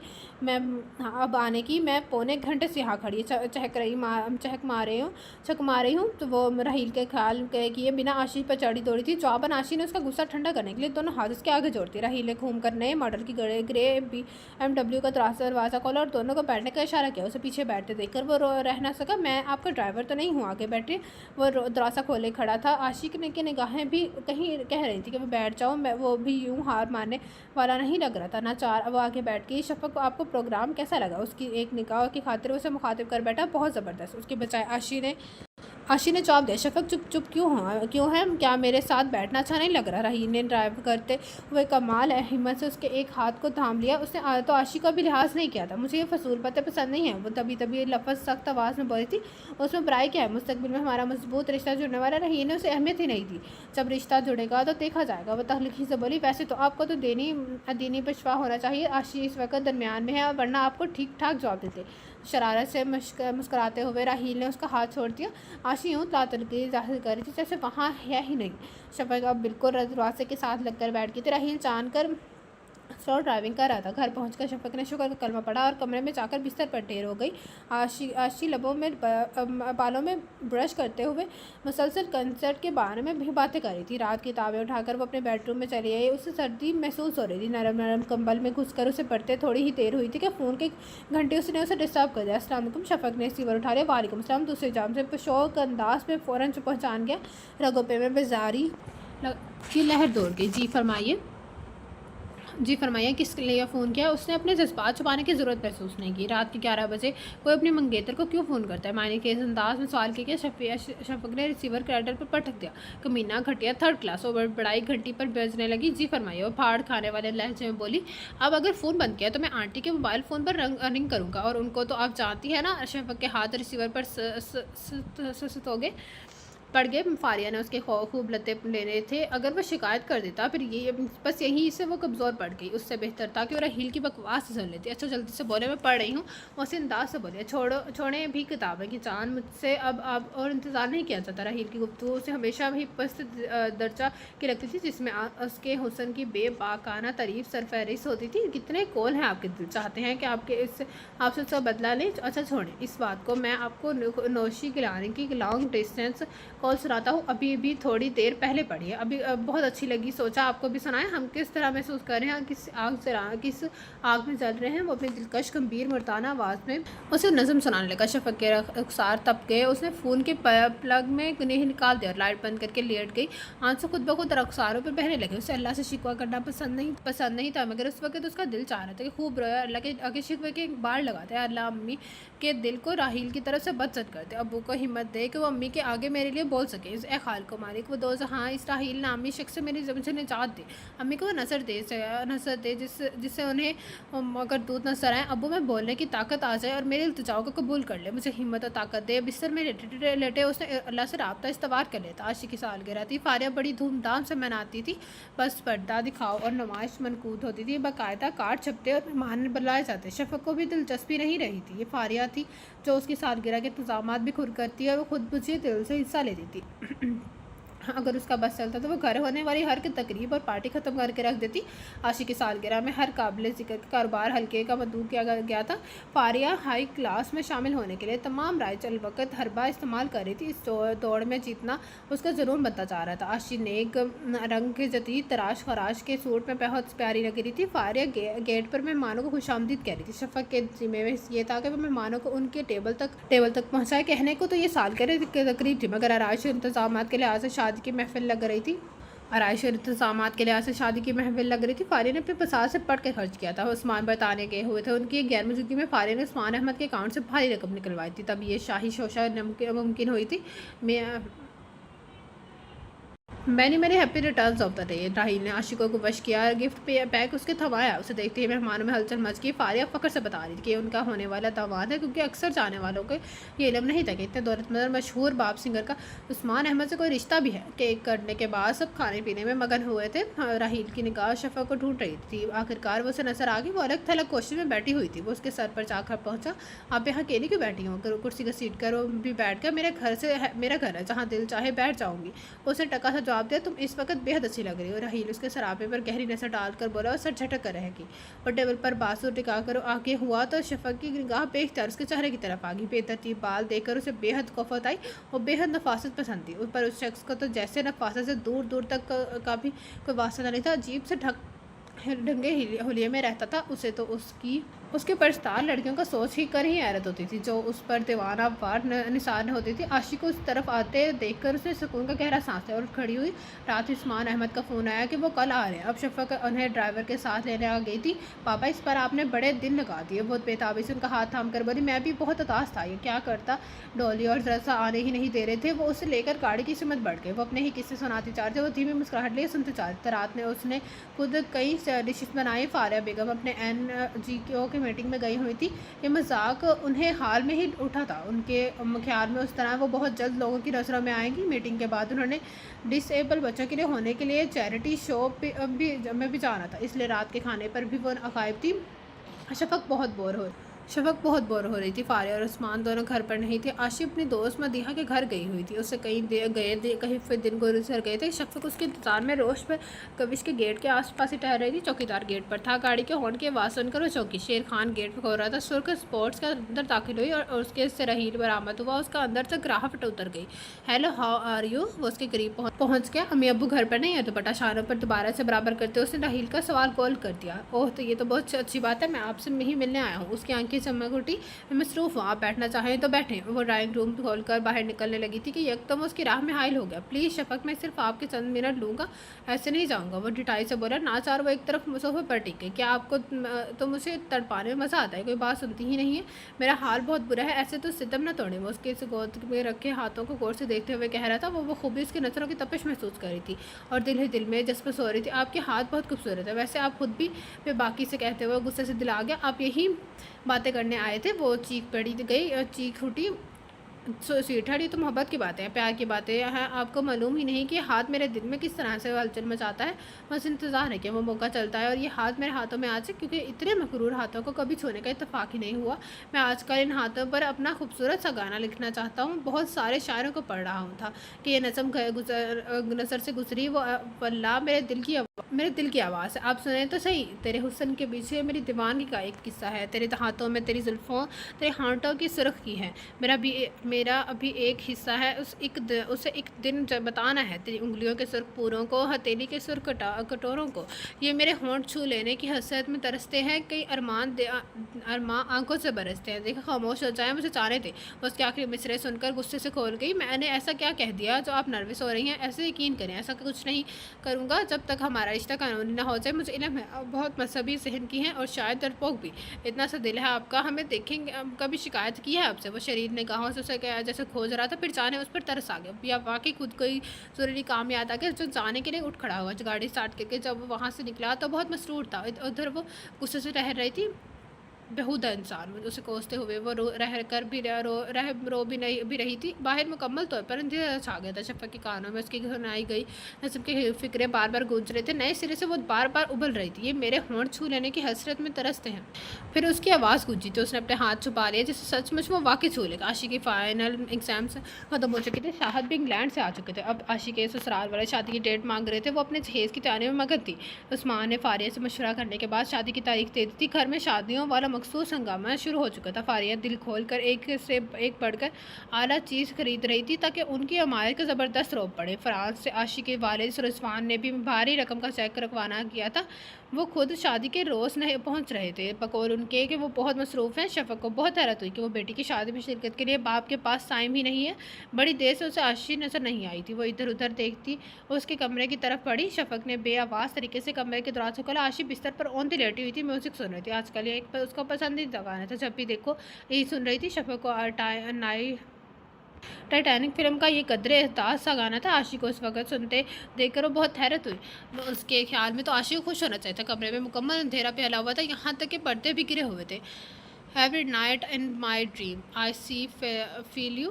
आशी साहिबा ये उदास गाना सुन के क्या दुख है, इस वक्त उठो देखो तो अम्मी तुम्हारे लिए कितना खूबसूरत गोल्ड का सेट लेकर आई है। उसने आशी का कंधा हिलाकर उसे सीधा किया तो उसका दिल चाहे से कट सा गया। आशी का तमाम चेहरा आंसू से भीगा हुआ था, आंखों से लग रहा था वो काफ़ी देर से रो रही है। क्यों रो रही है? उसने आशी का सर अपने कंधों से लगा लिया। शफक डैडी कह रहे हैं कि मेरे पास वक्त नहीं है, क्या मैं उनके लिए इतनी कह रहा हूँ कि वो मेरे लिए वक्त नहीं निकाल सकते? और फूट फूट कर रोने लग गई थी। शफक को समझ नहीं आ रहा था कैसे कैसे बिल आया। वो बहुत एहसास लड़की थी, हर वाक़े को शिद्दत से महसूस करती। आशी की शादी पर डॉली पे आ रही थी। फारिया भी बहुत खुश थी क्योंकि डॉली उनकी हम मिजाज थी, बल्कि वो उनका दूसरा रूप थी। रोज़ाना शहाद भी आ जाता था और आशी के साथ शॉपिंग के लिए चल जाती। वो हर चीज़ उसकी पसंद से लेना चाहती थी। इधर सर्कल में फारिया की धूम मची हुई थी। आशिक के लिए जो वो बेहस बे, बे, वो जिस बेदर्दी से पैसे लुटा रही थी, वो सब बेगमात उसे सराह रही थी। बेशक आशी उनके भाई की बेटी हो, मगर उनको इतनी सखावत दूर या दिलेरी दिखाता है, लेकिन वो सब ये नहीं चाहती थी कि उनके भाई से अच्छी खासी रकम उन्हें शादी के सिलसिले से मिली है। हर तरफ वाह वाह और दाद तहसीन के डोंगरे परस रहे थे। अब वो वाकई जेठानी रहमा से आगे निकल गई थी। उस्मान दफ्तर से आगे आकर फ्रेश होने वॉशरूम में घुस गया। शफक ने लॉन में चाय लगवा दी थी क्योंकि वो शाम की चाय लॉन में ही पीते थे। ज़बान फ़ौरन मेरा सूट तैयार करो। वार्डरोब पर से कपड़े निकालते हुए उस्मान बहुत मसरूफ़ थे। लॉन में चाय पर सब उनका इंतज़ार करते। शफक बहुत खुश थी क्योंकि काफ़ी अर्से के बाद फारिया भी शाम की चाय पर उनका साथ दे रही थी। आशी की शादी की वजह से उन्होंने अपनी सोशल एक्टिविटीज़ कम की हुई थी। मैं 7 बजे की फ़्लाइट से इस्लामाबाद जा रहा हूँ, बहुत ज़रूरी काम है, तकरीबन 10-12 दिन लग जाएंगे। आसमान ने बैठते मतला किया तो फारिया थोड़ी सी परेशान होगी। उस्मान शादियों में सिर्फ 2 हफ्ते रह गए, मैं तो जल्द आने की कोशिश करें। वो बोली मैं काम ख़त्म होते ही आ जाऊँगा। भला ये कैसे हो सकता है कि मैं अपनी बेटी की शादी में ना आऊँ? उन्होंने पास बैठी आशी का सर थपका तो उसकी आंखें नम हो गई। करीम ज़रा शाम के अखबार तुला। आदत के मुताबिक उन्होंने कहा तो बोतल के जिन की तरह शाम के ताज़ा अखबार उठा लाई। उस्मान ने ऊपर का अखबार उठा लिया और बाहर का सफ़ा सरसरी सा देखने के बाद अंदरूनी सफ़ात खोले। एकदम उनके चेहरे का रंग बदल गया, गुस्से से भड़कने लगे। Not at all. अखबार फेंक कर वो खड़े हो गए। वो तीनों भी हैरान थे कि यक उन्हें क्या हुआ है। वो यूँ गुस्से में आ गए, हालांकि वो बड़े ठंडे मिजाज के थे। उस्मान क्या हुआ है? फारिया उनका तमाशाना लाया। लो पढ़ लो उस लफंगे के गाना में। उन्होंने लफ्ज़ लफंगे पर जोर दिया। अखबार फारिया की तरफ बढ़ा दे तो क्या हुआ? आजकल स्कैंडल्स भी उनकी बनते हैं जो किसी काबिल होते हैं। वैसे भी छोटी खबरें लगाना तो उन अखबारों का पसंदीदा मशगला है। मुझे तो ये उसके बदनाम करने की मुहिम लग रही है। कोई नई बात नहीं है, ऐसा होता रहता है। खबर पढ़कर उनका इत्मीनान काबिल दी था। ये मामला अहम है। उस्मान ने चीख कर कहा, ये झूठी खबर है। फारिया ने उनका कंधा दबाया। ये तस्वीर झूठी नहीं है। उन्होंने फिर अखबार फारिया की तरफ बढ़ाई। तस्वीर भी गलत क्योंकि साइंस ने बड़ी तरक्की कर लिया। बिलफर्ज अगर ये सच भी है तो उससे कोई फ़र्क नहीं पड़ता। उस उम्र में सब लड़के ऐसे ही होते हैं, इंजॉय करने का हक हर किसी को है। ये सहाफ़ी तो फजूल बकते हैं। फारिया की बेनियासी बेकरार थी, वो बहुत फजूल शख्स है। उस्मान ने दांत पीसे। बहुत अच्छा लड़का है राहील। फारिया ने से बर्दाश्त ना हो सका, बोल पड़ी। हाँ वो तो आबिद परहेजगार है। मैं ऐसे बहुता लड़कों से अपनी बेटी की से शादी हर किस नहीं करूँगा। आज ही अंगूठी के उनके मुंह पर दे मारूंगा। कैसी माँ हो जो जानते हुए भी उसका रिश्ते की हमायत कर रही हो। हम आंखों देखी मक्खी नहीं निकल सकते। 10 this is not too much. बस ख़त्म करो ये सिलसिला। उस्मान की आंखों जैसे शोले निकल रही थी। क्या हो गया है तुम्हें? क्यों बच्चों जैसी बातें कर रहे हो? इतने अच्छे लड़के के रिश्ता ख़त्म कर दोगे? आगे ही तुम्हारी लाडली की आदतों की वजह से हमारे सर्कल के रोज़ हंसते हैं। शुक्र करो इतनी अच्छी और रिच फैमिली उसमें उसका रिश्ता हुआ। उन्होंने अपने तेज उस्मान को ठंडा किया। यूँ लगा रहा था जैसे उस दुनिया में राहील पहला और आखिरी प्रपोजल है। मेरी बेटी गिरी पड़ी नहीं है जो उसके लिए कोई अच्छा लड़का नहीं मिलेगा। वैसे भी तुम्हारी क्लास के लड़के मेरे इश्क शफक के काबिल नहीं हैं। हाँ तुम तो पहले ही राहील के खिलाफ हो। एहसास से कमतरी के मारे हुए 100 कीड़े निकालते हो, मगर जान लो कि इस शफक की शादी यहीं होगी। फारिया भी खम ठोंक कर मुकाबल उतरी। आशी दोनों को चुप कर आगे रही थी, जबकि शफक टुक्कर टक्कर उन्हें देख रही थी। आखिर बार कह रहा हूँ, उस अंगूठी को सवारा के मुँह पर दे मारो, वरना वापस आकर मुझे खुद ये काम करना पड़ेगा। ये कहकर वो अंदर चले गए। उनकी फ़्लाइट का वक्त हो रहा था। मुलाजिम उनका ज़रूरी सामान गाड़ी में रख चुके थे। शफक अभी तक बुत पर नहीं खड़ी थी। उस्मान उसके पास आए, उसके सर पर हाथ रखा। डोंट वरी बेटा, मैं तुम्हारी मर्जी के खिलाफ नहीं होने दूंगा। उसे सली देकर वो रवाना हो गई। शफा का दिल चाहो ने रोक ले। ये ना जाने क्यों उसका दिल गवाही दे रहा था कि कोई तूफान आने वाला है। होश संभालने से भी पहले वो उन दोनों की चंगे देख रही थी। शिकस्त हमेशा उस्मान का ही मुकद्दर बनती थी। आशी फारिया को अंदर ले गई थी। शफक ने बेजान हाथों से अखबार उठाया। मशहूर पॉप सिंगर और म्यूजिक स्ट्रीट के रूह रवान न्यू ईयर नाइट के मोटर पर मॉडल लड़की पिंकी के साथ रंग रलियां मनाते हुए अखबार ने तस्वीर के नीचे सुर्खी जमाई थी। उसे पिंकी और राहील का होश शराबा पोज देखकर पसीना आ गया। उसने अखबार रख दिया। उसे उस बात का हर किसी देखकर दुख नहीं था कि वह एक गैर लड़की को बाहों में लिए खड़ा था, बल्कि उसे खौफ था कि फारिया अपनी बर्तरी जताने के जोम और उस्मान अहमद को शिकस्त देने के लिए कोई इंतहा कदम ने उठा ले। वो आने वाले वक्त से खौफजदा थी। मरे मरे कदमों से वो अंदर की तरफ बढ़ी, मगर फारिया की आवाज़ से उसके कदम वही रोक दी। माई सन, आई नो ये सब झूठ है। तुम्हारी दुश्मन तुम्हारी शहरत से खफा हाइफ होकर ये खटे हरबे इस्तेमाल करे। फारिया का लहजा इतना मीठा था कि कुछ मिनट पहले होने वाली बदमस्की का शायबा तक न था। अब ऐसा कुछ नहीं होगा। उनके लहजे में एक अचमथा सा था। शफक वहीं से के बेडरूम में आ गई। इधर राहील ने फ़ोन बंद करके इत्मीनान का सांस लिया। उसे भी उस्मान और फारिया के सख्त रद्द-ए-अमल की तवक्का थी, मगर ऐसा कुछ नहीं हुआ। पार्टी में सहाफ़ी के उसके एक एक बार हरकत से पर निगाह रखे हुए थे। पंकी के साथ तस्वीर सिलसिले से कड़ी थी। राहील ने भी कौन सा ख्याल किया था, जज्बात के हाथों बेकाबू हो गया था। बाद में उसे खास अफसोस भी हुआ था। शोब्स में आने से पहले मैं उसकी कई लड़के से दोस्ती थी। मैं वो मुल्क की हाई क्लास की नुमाइंदों था, जहाँ ऐसी दोस्तियाँ और मखलूत मेल मिलाप को बुरा नहीं समझा जाता था। बुरा पढ़ाई के दौरान उनका तमाम अरसा उसने मुल्क से बाहर गुजारा था, इसलिए वो कुछ ज़्यादा ही तरक्की पसंद था। शफक पहली मुलाकात में ही उस पर इतना अपना तासर छोड़ गई थी। उसे पसंद करने की बुनियादी वजह यह थी कि वो मुनफरिद और मुख्तलिफ थे। उसकी गरेज में भी राहील को इंतहाई कशिश महसूस हुई थी।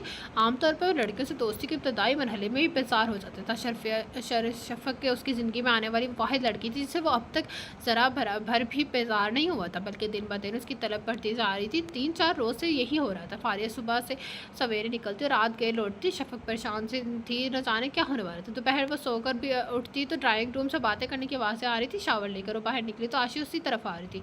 उठ गई हो आंटी कह रही कि फ़ौरन ड्राइंग रूम में आ जाओ। उस वक्त बेहद संजीदा लग रही थी। अशरफा के कदम मन पर हो गए। जैसे वो अंदर दाखिल हुई, दरवाजे पर ही ठिठक गई। अंदर राहील की मम्मी, डैडी, आंटी शहला और राहील के साथ कुछ अजनबी सूरतें थी। बाएं तरह हाथ रखे गए थे। सोफे पर एक बारिश अधेड़ उम्र शख्स रजिस्टर से थामे बैठा था। फारिया उसे यूं ही दरवाजे पर खड़ा देखकर उसके करीब चले। उस घर की मजबूत बुनियादें तुम्हारे हाथ में है, जैसा मैं कहूँ करती जाओ, वरना मैं रिजवान के पास ही घर छोड़कर चली जाऊँगी। वो धीमी और सर्द आवाज़ में बोली। उसके सर्द वजूद को सोफे पर ला बिठाया। मौलवी साहब शुरू करे। फारिया ने धेड़ उम्र बारिश शख्स की तरफ मुड़ किया। फिर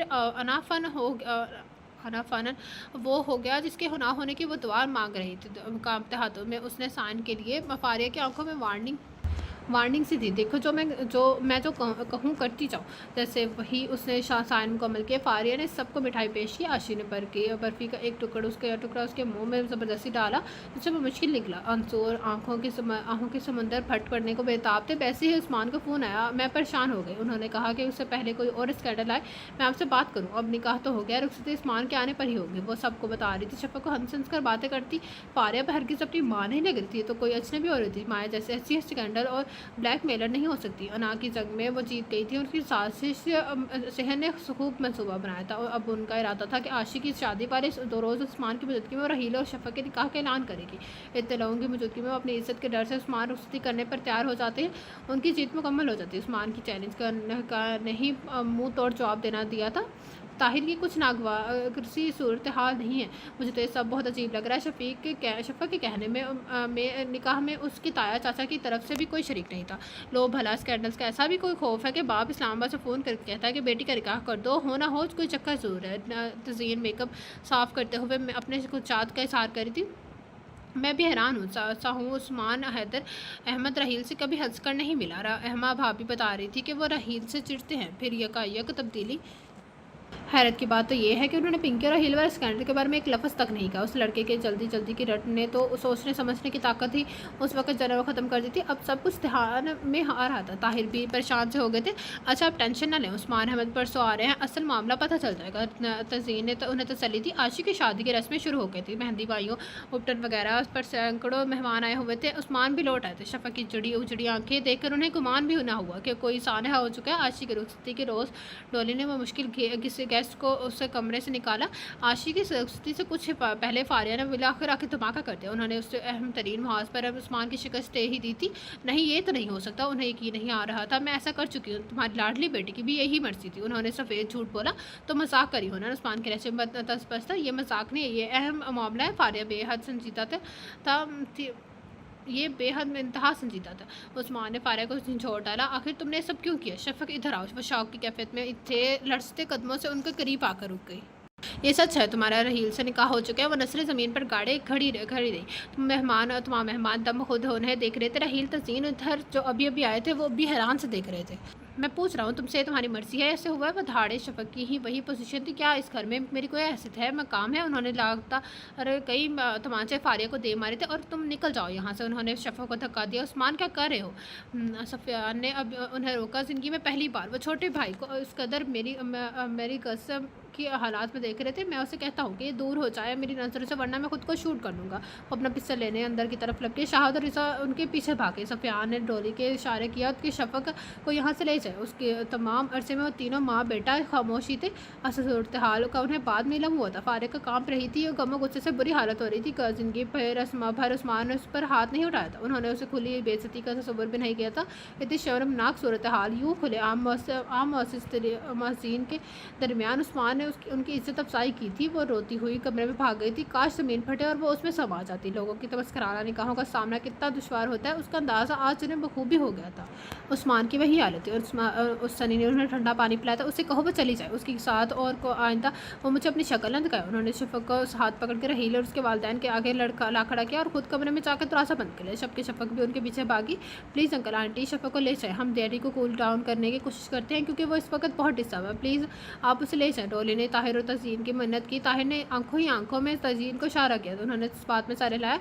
ठीक है शफ़क़ को लाएं बेटा। उनकी जवाब पर ताहील पुरसकून हो गए। प्लीज़ अब्बू दरवाज़ा खोले, बेशक मुझे गोली मार दे मगर ऐसा मत करें। पागल की तरह दरवाजे पर जोर जोर से हाथ मार रही थी। दस्तक दे रही थी, अपना सर टकरा कर रही थी मगर दरवाज़ा तो उसकी किस्मत की तरह बंद हो चुका था। कैसे खुलता? डोली ने रोती सकती शफ़क़ को ज़बरदस्ती गाड़ी में बिठाया। फिक्र मत करो, हम डैडी से बात करेंगे। हाँ बेटा, हम दोनों इस मामले पर उस्मान को समझाते हैं। रेहान और सुफियान ताया ने शफ़क़ पर सब का सर थपका। डोली ने भी तसल्ली दी मगर उसकी चुस्कियाँ और हिचकियाँ किसी तरह रुकने में नहीं आ रही थी। इधर शादी का घर अच्छा खासा तमाशा बन गया था। आशी के रुखसती के वक़्त उस्मान मारे बांधे बाहर आए। उस्मान अहमद को मनाने और ठंडा करने की तमाम कोशिश बेकार हो गई थी। सुमयान, रेहान और असर ने बहुत कहा कि कम से कम बेटी को लाकर सीधा स्वभाव और रुखसत तो करो, मगर वो सुनते ही बेकाबू हो गए। फारिया से वो सख्त नाराज़ थे। राहील, तज़ीन और ताहिर ने कई दफ़ा मिलने की कोशिश की, फ़ोन किया मगर उनकी ज़िद न टूटी। फिर सब ने ही कितना ज़ोर लगाया मगर उन्होंने साफ साफ कह दिया कि अगर शफ़क़ किसी ने घर लाने की बात की या मिलने की कोशिश की तो वो ज़िंदगी भर उसकी सूरत नहीं देखेंगे। फारिया को तो उन्होंने धमकी दे दी थी, अगर वो शफ़क़ से मिले तो वह दिन उस घर में आखिर उनका दिन होगा। फारिया का सारा दम खम निकल गया था। उतने मेहमानों के सामने जो बेइज्जती हुई थी, असमधी समधन और अपने बच्चों के सामने वो जिस तरह झूठी बनी थी, उसे उनकी इतनी गर्दन में हम आ गया था कि कलफ फता शख्सियत हल्की हो गई थी। वो तो सबसे छुपती फिर रही थी, तमाम बैरूनी मसरूफियात तरक कर दी थी। सारा दिन वो कमरे में बंद रहती। डोली तो चली गई थी। सनी को माँ बाप की खास परवाह नहीं थी। रह गए उस्मान तो वो उस घर में अजनबी की तरह रह रहे थे। ताहिर, अब क्या जाए, ऐसे तो उसे नहीं रखा जा सकता। हमारा सोसाइटी में एक नाम है, उस अमल से हमारी आने वाली रस्मों पर असर पड़ेगा। फिर रहील का तो तुम्हें पता है, शफ़ा के वालिदैन से तो कोई मुतवक्का नहीं की रखी जा सकती। तज़ीन और ताहिर उस मसले में उलझ गए थे। ठीक है, ऐसा करते हैं कि आखिरी बार शफ़ा के वालिदैन से बात करते हैं, अगर वो मान जाते हैं तो ठीक है, वरना हम अपने इख्तियारात इस्तेमाल करेंगे। ताहिर ने हतमी अंदाज में कहते हुए बात ख़त्म कर दी। शफ़ा खामोशी से होकर रह गई थी। तब से वो रहील वाला विला में आई थी, उसका यही ख्याल था। उसका खाना पीना भी बराए नाम ही था। सभी उसकी खामोशी महसूस करते। रहील उसकी कैफियत से कदरे खौफज़दा था। तज़ीन ने जब उससे रुखसती यानी शादी की बात की तो वो उसकी कदमों में बैठ गई। आंटी, आपको खुदा का वास्ता ऐसे मत करें, मुझे यकीन है अबू मान जाएंगे। वो गिड़गिड़ाई, मगर बेटा, उस्मान साहब ने साफ साफ इनकार कर दिया। मेरी उनसे कोई बात नहीं है, उन्होंने कहा हम जो चाहेंगे करेंगे।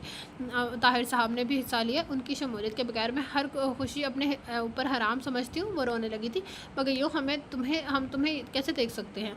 हमारा एक ही बेटा है, हमारा भी अरमान है, हमारा एक मुकाम है, इज्जत है, नाम है। अगर यूँ छुपाते हम तुम्हें घर में रख लेंगे तो लोग हम पर हंसेंगे, बातें बनाएंगे कि ऐसा नहीं हो सकता। अब तुम फजूल जिद मत करो। ताहिर आपका कार्ड छुपा दे, मैं तैयारी करती हूँ। तज़ीन का अंदाज़ कतई नीलवे चकता। अचानक शफ़क़ को जाने क्या हुआ, वो खड़े खड़े वहीं गिर पड़ी। तज़ीन और ताहिर उसकी तरफ लपके। उसे फ़ौरन अस्पताल ले जाया गया, जहाँ डॉक्टर्स ने बताया कि उसका नर्वस ब्रेक डाउन हो गया है। एक तो बच्ची इतनी मुश्किल सूरत हाल में गिरफ्तार है, ऊपर से तुम भी दुश्मन पर तिल हो गई हो। ऐसा होना ही था। मैं उसकी मर्ज़ी के बगैर कुछ नहीं होने दूँगा। लोग जो चाहेंगे, मुझे किसी की परवाह नहीं।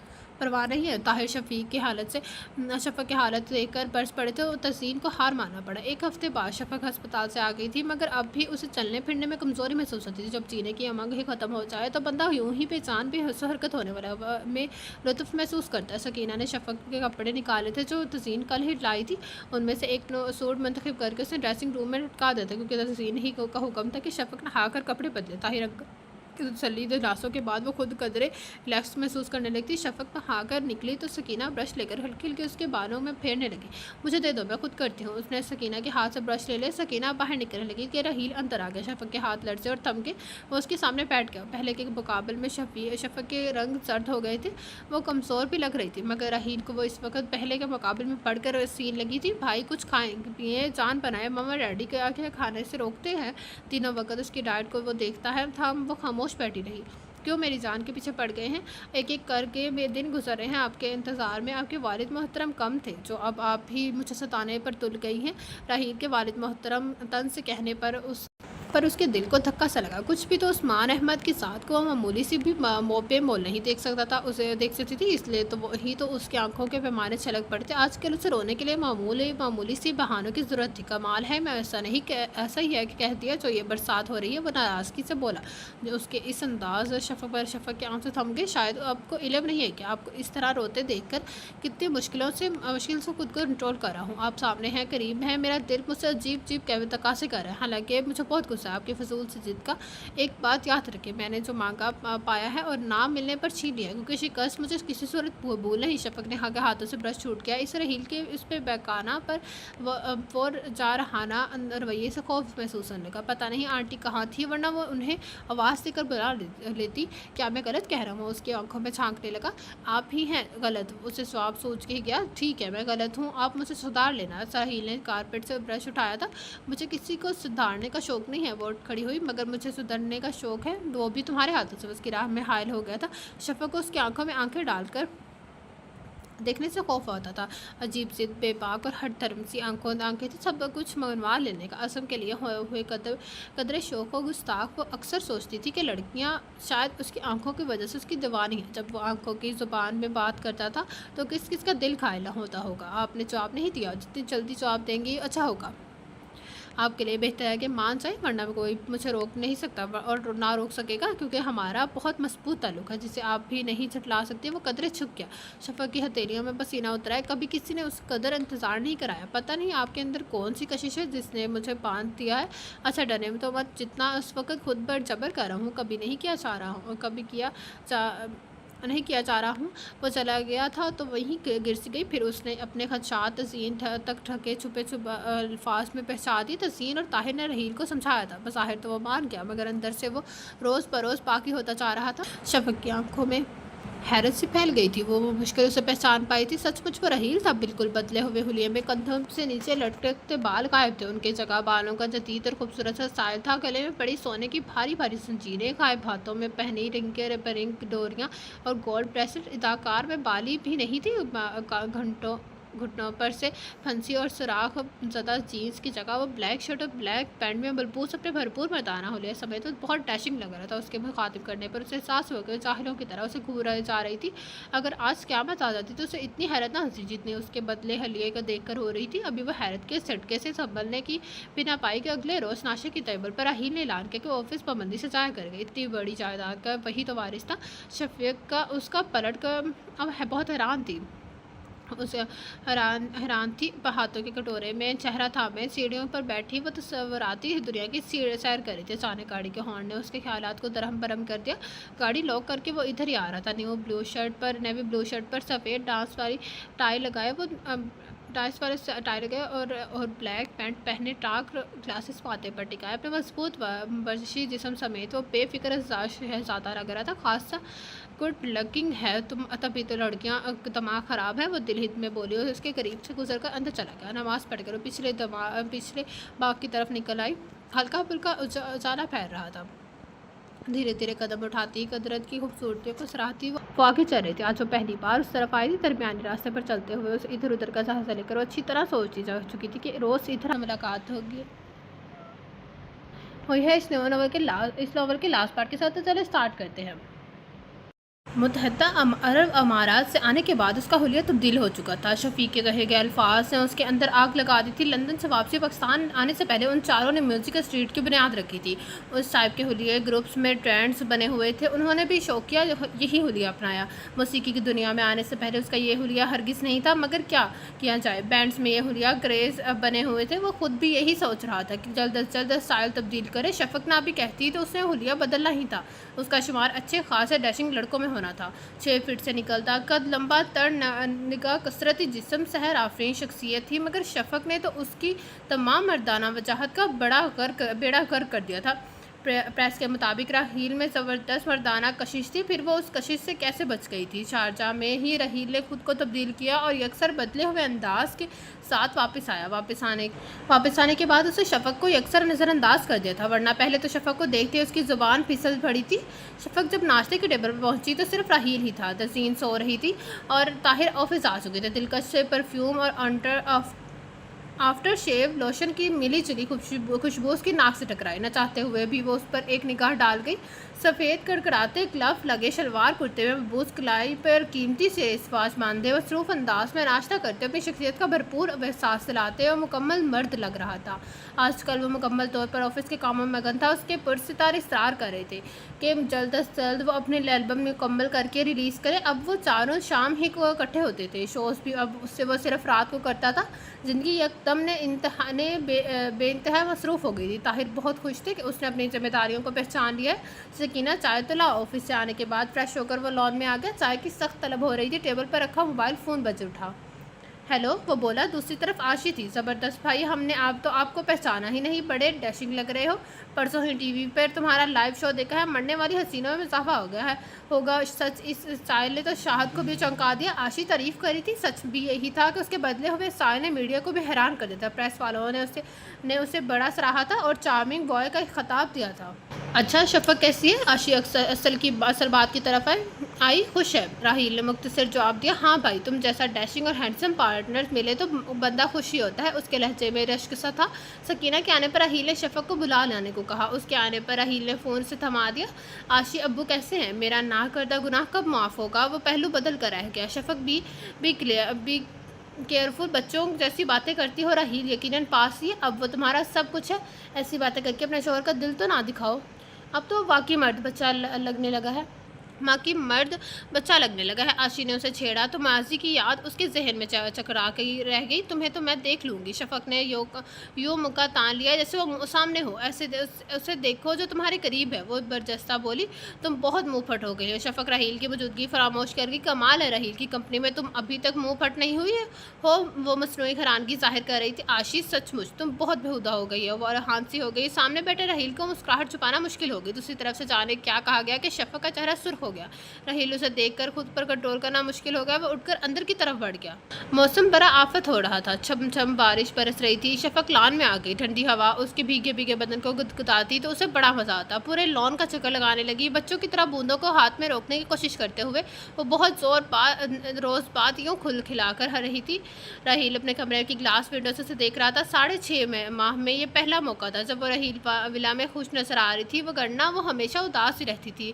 दूर कहीं जोर से बिजली करकी वो अपने बाही बाजों में सर छुपा कर रहेगी। भला मेरा खुशी पर क्या हक है कि मेरा बाप नाराज़ है? मेरी माँ ने पलट कर खबर ना ली। मेरी बहन भाइयों को भी होश नहीं है, यहाँ तक कि आशी भी मुझे पूछने नहीं आई। भला मैं क्यों खुश हूँ? क्या क्यों हंस रही हूँ? मुझे तो रोना चाहिए, इतना कि मेरा जुर्म तो कम से कम धुल जाए। संगे मरमर की बेंच पर सर मारते हुए उसने पर जुनून तारी हो गया। राहील भाग कर वहाँ पहुँचा। क्यों कर रही हो ऐसा?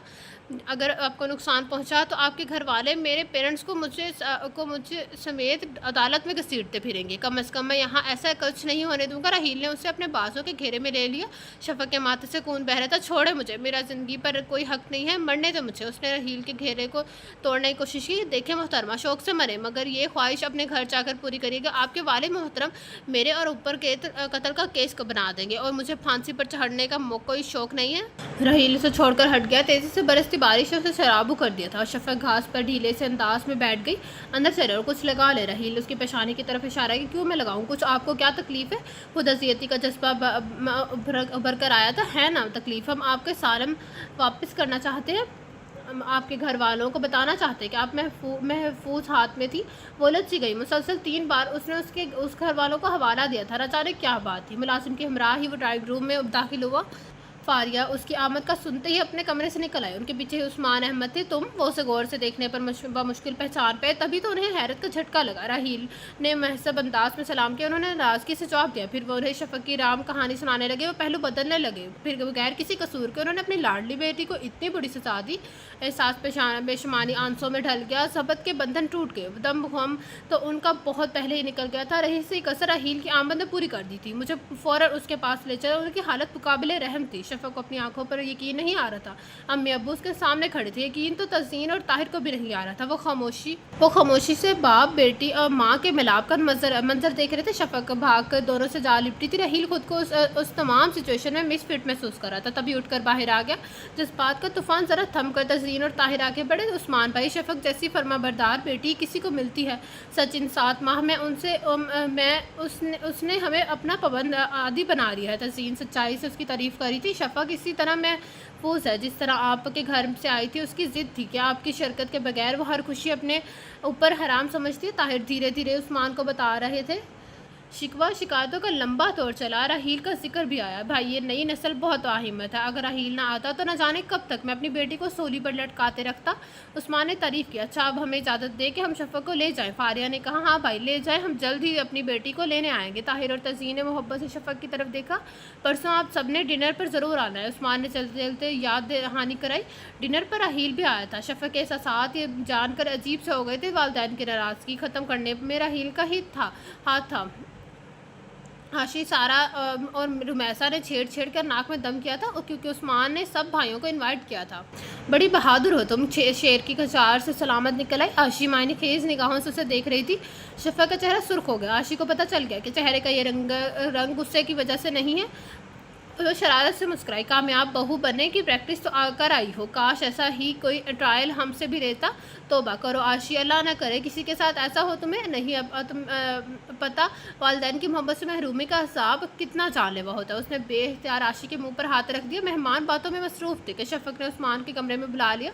उस्मान ने कमरे में बुला लिया। बैठो बेटा, जब तुम्हारी माँ ने मुझसे राय ली बगैर मेरी गैर मौजूदगी में तुम्हारा निकाह कर दिया तो मुझे बहुत गुस्सा आया था। दूसरी, मेरी राहील से कोई बात ही नहीं हुई थी। इसका भी कसूर नहीं है। वह सौत माहौल में पड़ा बड़ा है। सच कहते हैं किसी को परखे बगैर कोई फैसला नहीं करना चाहिए। हम जब उम्र का सुनहरा दौर गुजार लेते हैं तो नई नस्ल में हमें हज़ारों कीड़े दिखाई देने लगते हैं। हम इन आदात अदमामूलात पर तंज करते हैं जो हम जवानी में खुद अपना चुके हैं। ये जो सेशन गैप फितरी है। हम खुद को बहुत आला वार तस्वुर करते हैं और नई नस्ल को बदलिहाज और बद तहजीब कहते हैं। कभी हमारे बड़ों को भी हमसे यही शिकायत होती होगी। हम बहुत दोखले हो जाते हैं इस उम्र में।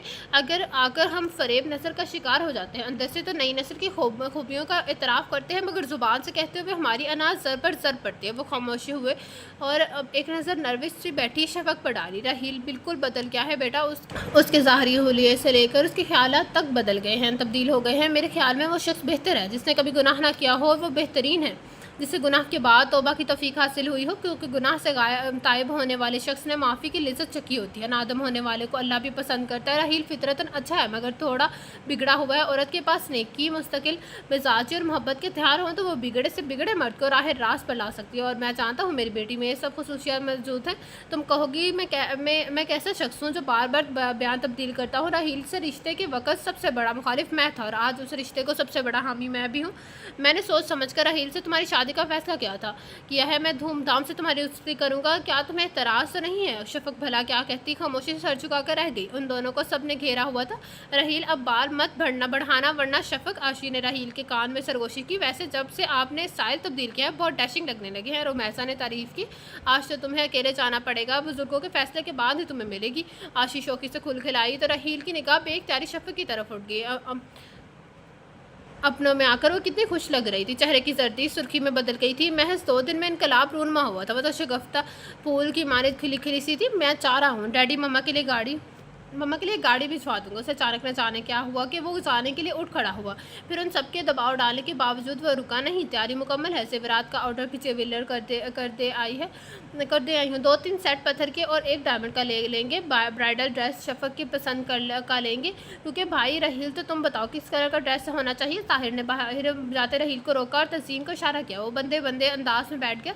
कौन सा ड्रेस किस कलर का होना चाहिए? वो हैरान हुआ क्योंकि इसे इल्म ही नहीं था कि मामा डैडी क्या डिस्कस कर रहे हैं। छोड़ो बेगम, उसे क्या पता लड़कियों की पसंद का। शफ़क़ को ले जाना, वो खुद ही अपने पसंद का लेगी। यंग मैन, तुम्हें कोई राय देना चाहते हो? उस्मान साहब रुखसत के लिए तैयार हो गए हैं। मुश्किल 1 माह है हमारे पास, यानी हार्डली 30 डेज़, और उनमें ही सब कुछ करना है। ताहिर ने शौक़ी से बेटे को देखा। मगर मैं फ़िलहाल इसके लिए तैयार नहीं हूँ। रहील ने दोनों को चौंका दिया। लोग कहाँ तो हथेली पर सरसों जमाना चाहते थे और अब फरमाते हैं कि अब कभी भी तैयार नहीं है। वाह, लास्ट अक्टूबर को पूरे 27 साल के हो गए हैं। कब तैयार हो गए हैं आखिर? तज़ीन ने उसे अच्छा खासा झाड़ा। आप नहीं समझ सकेंगे उस्मान अंकल से कि मैं फ़िलहाल बिज़ी हूँ। कह दे उस्मान अंकल से कि मैं फ़िलहाल बिज़ी हूँ। उसे बाहर ने ताहिर ने कदम बढ़ाया। उसे बाहर की तरफ कदम बढ़ा दिया। ताहिर ने उसे रोकना चाहा। क्या तुम अपने हवास में हो? वो गुस्से में आ गए थे। यस, राहील का इत्मीनान उन्हें सुलगा गया। जवाब देकर वो फ़ौरन मंजर से हट गया। तज़ीन और ताहिर परेशान से हो गए। फिर उन्हें मज़ीद पासपोर्ट का मौका दिए बगैर वो तीसरे ही दिन शोज़ के सिलसिले में लंदन चला गया। ताहिर साहिब शफ़क़ के घर वालों ने इंतहाई शर्मिंदगी से उसके लंदन रवानगी का बताया, जबकि शफ़क़ दिल ही दिल में कंक हो गई थी। 3 माह गुजर गए उसे गए हुए। उस दौरान उसे सिर्फ 2 मरतबा फ़ोन किया। फ़ारिग से बात हुई तो वो उन्हें अखड़ सा लगा। बेटा कब आ रहे हो? उन्होंने पूछा। जब आपकी बेटी मुझे दिल से कबूल करके अपने साबिक़ा रवैये की माज़रत कर लेगी तब। उसने खट से कहा कर फ़ोन बंद कर दिया। फ़ारिया फ़ोन के पास ही सर थामे बैठ गई थी। उन्हें ख़तरा लाहिक हो गया था कि न जाने शफ़क़ ने उसके साथ कैसा बिहेव किया होगा जो वो इतना खड़ा सा होता। उन्होंने आशी से कहा कि वो शफ़क़ से मालूम करे राहील के इस रवैये की क्या वजह है। तज़ीन और ताहिर खुद आला इल्म थे कि असल बात क्या है। शफ़क़ आखिर क्या चक्कर है? राहील ने ये क्यों कहा है कि तुम उससे माज़रत करोगी तो वो रुखसती करवाएगा? तो वो इतना बेकरार था तुम्हारे लिए। और जब ये बात शुरू हुई तो वो लंदन जा बैठा। तुम्हें तो ज़रूर पता होगा। मुझे बताओ। आंटी बहुत परेशान है। अंकल को तो अभी इल्म ही नहीं है। पता नहीं उनका क्या रिस्पॉन्स होगा। फ़ारिया की तरह आशी भी परेशान हो गई थी। उसे शफ़क़ की आने की बहुत खुशी हुई थी। आज शाहिद से इजाज़त लेकर वो ख़ास तौर पर रहने के लिए आई थी। उसका इरादा था कि दोनों रात भर जाकर जी भर कर बातें करेंगे, अपने पसंदीदा रिकॉर्ड्स सुनेंगे और राहील को फ़ोन करेंगी। मगर यहाँ आते ही वो परेशान हो गई थी। मामला ऐसा था कि किसी को शरीक भी नहीं किया जा सकता था। अगर शफ़क़ के ददियाल को इल्म हो जाता तो खूब तमाशा बनता। रहमान ने तो खूब अफवाहें फैलानी थी। शफ़क़ ने हार्ट केक बन जाना था। फ़ारिया की कहीं फ़िक्र खाए जा रही थी। तभी फ़ारिया ने आशी से कहा। शफ़क़ से राहील के रवैये के बारे की वजह पूछे। मुझे क्या पता, वो अनजान बन गई। शफ़क़ मुझसे तो कम से कम ना छुपाओ। मैं तुम्हारी दोस्त हूँ। मेरे साथ झूठ बोलने की कोशिश मत करो। I swear. आशी मुझे हरगिज़ इल्म नहीं कि वो ये सब क्यों कर रहा है। करता रहे तो करे, मेरी बला से मुझे परवाह नहीं। जानती हो वो शख्स नाकाबिल बर्दाश्त हद तक मगरूर है। पता है वहाँ अपने घर में उसने अब्बू को 9 तलिया कहा था। मुझे मिडिल क्लास की नखरीली नाज़ो अंदाज़ दिखाने वाली लड़की कहा। मैं तो कभी उससे माफ़ी ना मांगूंगी। मैंने ऐसा कोई काम नहीं किया जिसके लिए मुझे उससे माज़रत करनी पड़े। हो माई फुट, वो चीखते हुए माँ बोली। गुज़िश्ता कुछ अर्से से राहील के लिए जो वो मस्बत अंदाज में सोचने लगी थी उसके इस मुतालबे पर वो बुरी तरह से बदगुमान हो गई। हालांकि जब उसे इल्म हुआ कि उस्मान अहमद उसे सलाह करवाने में तमाम कोशिश की उसकी थी तो उसकी तमाम शिकायत खुद रफ़ा हो गई थी। बाप के सीने से लगते उसने राहील को माफ़ कर दिया था। वो उसके आइडियल मर्द के रूप में ढलता चाह रहा था। अब वो खुद मुखामखा क्यों नाशुक्री करती, मगर आज उसकी तमाम मनफी खसूसियात दोबारा ज़िंदा हो गई थी और वह पहले से भी ज़्यादा कबीदगी महसूस कर रही थी। राहील बला में तमाम क़याम के दौरान शफ़क़ ने उसका खूब इम्तिहान लिया था, मगर अब वो किसी और इम्तिहान का मुस्तहमिल था। हो सकता था वो हमेशा के लिए इस घर में आ रही है, यानी हिमा वक़्त उसके करीब रहने के लिए, तो वो कैसे उसकी बेतनाई सह सकता था। कैसे ज़बर करता फरिश्ता तो था नहीं। और जब शफ़क़ ने उसे मर्दानगी का ताना दिया तो उसके बाद वो ऐसे कैसे किसी ज़बरदस्ती ताल्लुक़ को जो मारे बंदे बांधा गया हो कबूल करने का तसव्वुर भी नहीं कर सकता। बहरहाल उसमें इतना ज़बत नफ़स तो था कि सामने रख कर उसे कम अज़ कम नज़रअंदाज तो कर ही सकता था। वो यही काम वो ज़ोर और शोर से कर रहा था। उसने एक बार शफ़क़ की आशी के साथ फ़ोन पर होने वाली गुफ्तगू सुन ली थी जब वो अपना नुक्ता नज़र बता रही थी। आशी, मुझे एक बात बताओ, मर्द जब शादी करता है तो उसकी पहली शर्त यही होती है कि लड़की बाफ़त और अच्छी हो अनछुई हो, किसी की परछाई भी उस पर ना पड़ी हो, किसी आलूदा नज़र ने उसे ना छुआ हो। हया सिर्फ औरत की मिरास है या मर्द का भी उसमें से हिस्सा है? नहीं, बल्कि उसमें मर्द का भी हिस्सा है और होना चाहिए। जब मर्द शादी के लिए उन खूबियों की हामिल लड़की को पसंद करता है तो औरत को भी हक है कि अपने लिए बाकिरदार मजबूत मर्द की डिमांड करे। जब लड़की इन शरायत पर पूरी ना उतरे तो उसे ठुकरा दिया जाता है और यहाँ तो बात साफ है, शक की गुंजाइश ही नहीं है। तो फिर मैं अपने लिए क्या एक मजबूत और बाकिरदार मर्द चाहती हूँ जिस पर किसी औरत का साया भी ना पड़ा हो? आशी, मैं ऐसा क्यों नहीं कर सकती? मुझे ये हक नहीं है। क्यों नहीं है कि मैं एक ऐसे मर्द को ठुकरा सकूं जो किरदार का बेहद हल्का है, आए रोज़ जिसके स्कैंडल छुपते हों, नए दोस्तियों की इतलात आती हों, कभी कोई लड़की गले का हार बनी होती है और कभी कोई डांसिंग फ्लोर पर उसके कदम से कदम मिलाए स्टेप ले रही होती है। उसके बावजूद यूँ सर उठाए चलता है जैसे अब उसे बड़ा साहस कुछ की दुनिया में नहीं है। अपने दामन पर लगे चींटों को देखता नहीं है और चांद मांगता है। शफक के लहजे में जहर भरा हुआ था। जाने किसने इतना जहर उसके अंदर न डेला था। उसके माँ बाप और बहन भाई को इतना सख्त नहीं था। वो किस पर चली गई थी? सनी और डॉली से तो मिला था। वो दोनों आइडियल परस्तों की जन्नत में रहते थे, गुनाह और स्वाब के चक्कर में नहीं पड़ते थे। फिर उस्मान और फारिया थे, दोनों माकूल और हैसियत पसंद थे। फिर उसकी मम्मी की बात याद आई जो शफक से पहली बार मिलने के बाद उन्होंने कही थी। वो दामद पसंद नजर आती है। तब उसने कितने आराम से कहा था कि मुझे उस बात से कोई फ़र्क नहीं पड़ता। ये तो आज पता चल रहा है कि उसे फ़र्क पड़ता है और सब कुछ वैसा नहीं है। इतना अरसा वो खुद फरेबी का शिकार रहा था कि जैसा भी है शफक उसे कबूल कर लेगी। उसके पास दौलत है, इज़्ज़त है, शोहरत है, सहूलियत की परवानी है। वो अला तलीम याफ्ता है, दुनिया के माने हुए तालीम दारों में पढ़ा है। उसका ख़ानदानी बैकग्राउंड बाइस इफ्तिखार है। उसकी सोशल सर्कल में एक अहमियत है, मुकाम है। इतनी बड़ी जायदाद का इकलौता वारिस है। फिर सबसे बढ़कर उसके पास ज़ाहरी वजाहत का ख़जाना है। 27 नज़रों से उसने तारीफ़ ही पाई थी। ताज़ीनों की निगाहें यही कहती थी कि बिलाशुबा तुम लाखों में एक हो। फिर उसका यकीन कैसे ना पुख्ता होता। और फिर खुद शफक के पास क्या था? उसका ख़ानदान किसी सूरत में भी उसके ख़ानदान के हमें पला नहीं था। फिर वो क्यों किस बात पर रख रही थी? राहील की अना पूरी तरह बेदार हुई। वो फितरी खुद सरी से सोच रहा था कि मेरे अंदर क्या कमी है। मैं कोई औरत नहीं हूँ जिसके साथ एक बार एक अगर गैर मर्द का नाम आ जाए तो वो वासिफ अल कत्ल ठहराई जाती है। मैं मर्द हूँ। मर्द जिनके पास हर काम करने का लाइसेंस है वो होती है कौन है? शराइत लगाने वाली, ठुकराने वाली, डिमांड करने वाली। ये हक सिर्फ मर्द के पास है। उसने ये हकूक़ मांगने की जुर्रत कैसी की? क्या उसे इल्म नहीं है कि माशरा मर्दों का है जहाँ उसे ऐसे हकूक़ मांगने वालों को जलील और रुस्वा किया जाता है, कफ़र का फतवा लगाया जाता है? शफक को तो खुश होना चाहिए कि राहील जैसा मर्द उसे चाहता है। उसके जज्बात और नज़रियात से मुत्तफ़िक होते हुए भी मुत्तफ़िक होता है। सिर्फ उसकी निगाहों में बुलंद हो रहने के लिए अपने शोरीता खुद जज्बात पर काबू रखता है। और वह न जाने क्या समझती है। उसने आईने के सामने खड़े होकर बार बार खुद को सराहा था। वो लंबा चौड़ा, भरपूर, जवान, मजबूत, कसरती जिस्म का मालिक, तवान मर्द, जो वजाहत में बेमिसाल, इसके मामूली से इल्तफात के लिए उसकी परस्तार लड़कियां तरसती थी। और वह शफक जिसके नज़दीक उसकी वो ये वजाहत मर्दाना खूबरूई शायद कोई अहमियत नहीं रखती थी, तो उसके शहर से बच गई थी। वो खुद से बहुत लड़ा था। बदजात खुद उस्मान के घर गया था, उन्हें आराम किया था। और जब मामा डैडी ने उसे रुखसत करा लाने का अंदिया दिया था तो उसकी ज़ख्मी अना जाग गई थी। ट्रम्प कार्ड बहरहाल उसके पास था। वो उसके आगे सरनगू होती, माफ़ी मांगती, उसकी अना बुलंद होती, वो रोती गिड़गिड़ाती तो उसकी ज़ब्त को करार आता। राहील बहरहाल उसकी बेनियाजी का बदला लेना ही था। बड़े बड़े उसके आगे झुके हुए हैं। फिर ये वो क्यों करती है?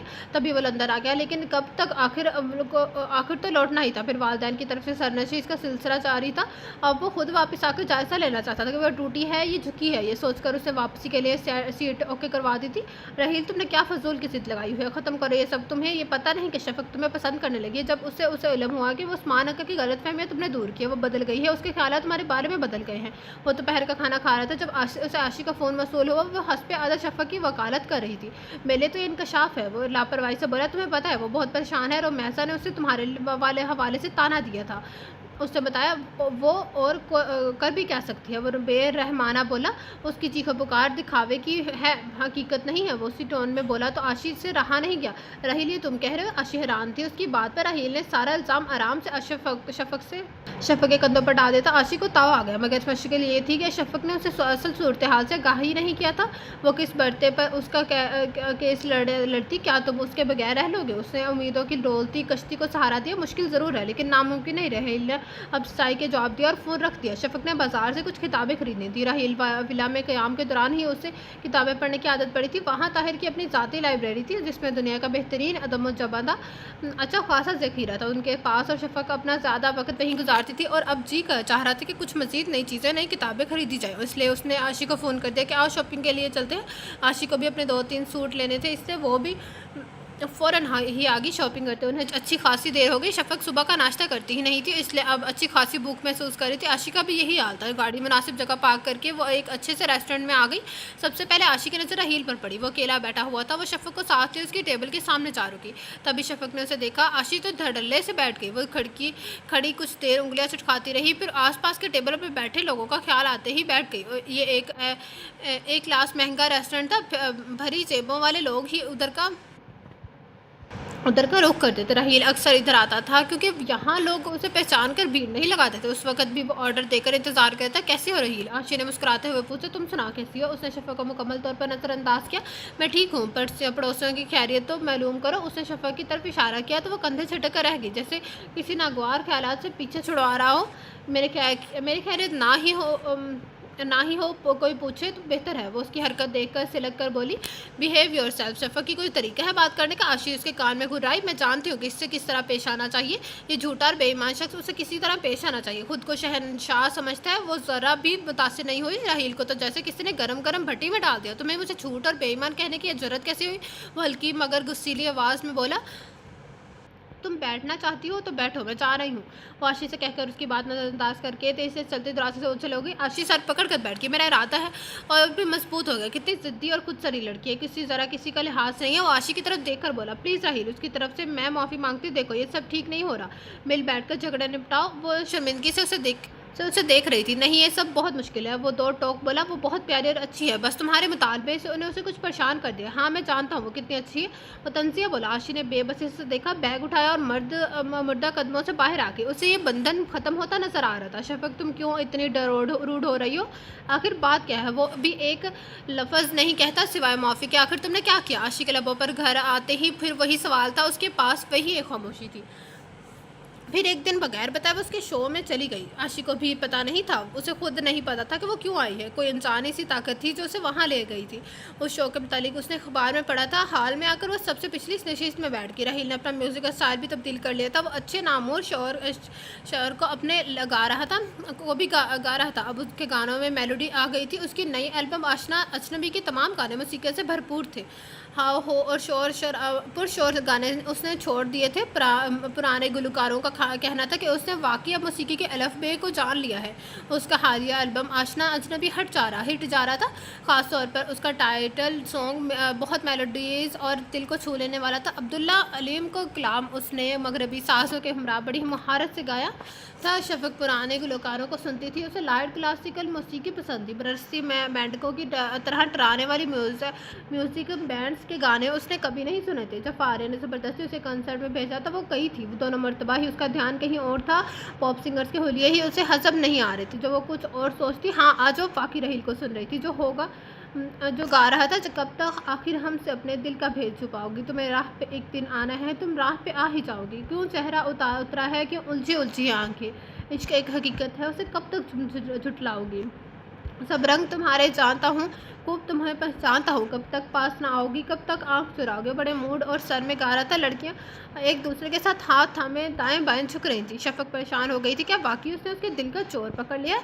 ये सरोतनी महशर बदनी गुल परहेज़ी गोहर सखनी सब हुस्न तुम्हारे बेकीमती। अगर हम से दाद ना पाओगी। वो अब स्टेज से उतर आया था। शफ़क़ से महज उसका फैसला 3-4 सीटों का था। उसे चेहरा झुका लिया था। राहील ने उसे देखना ना देख सकी। चलो आओ हम मिल बैठे, नए सफ़र का अहद करें। हम अब कब तक उम्र गिनवाएंगे?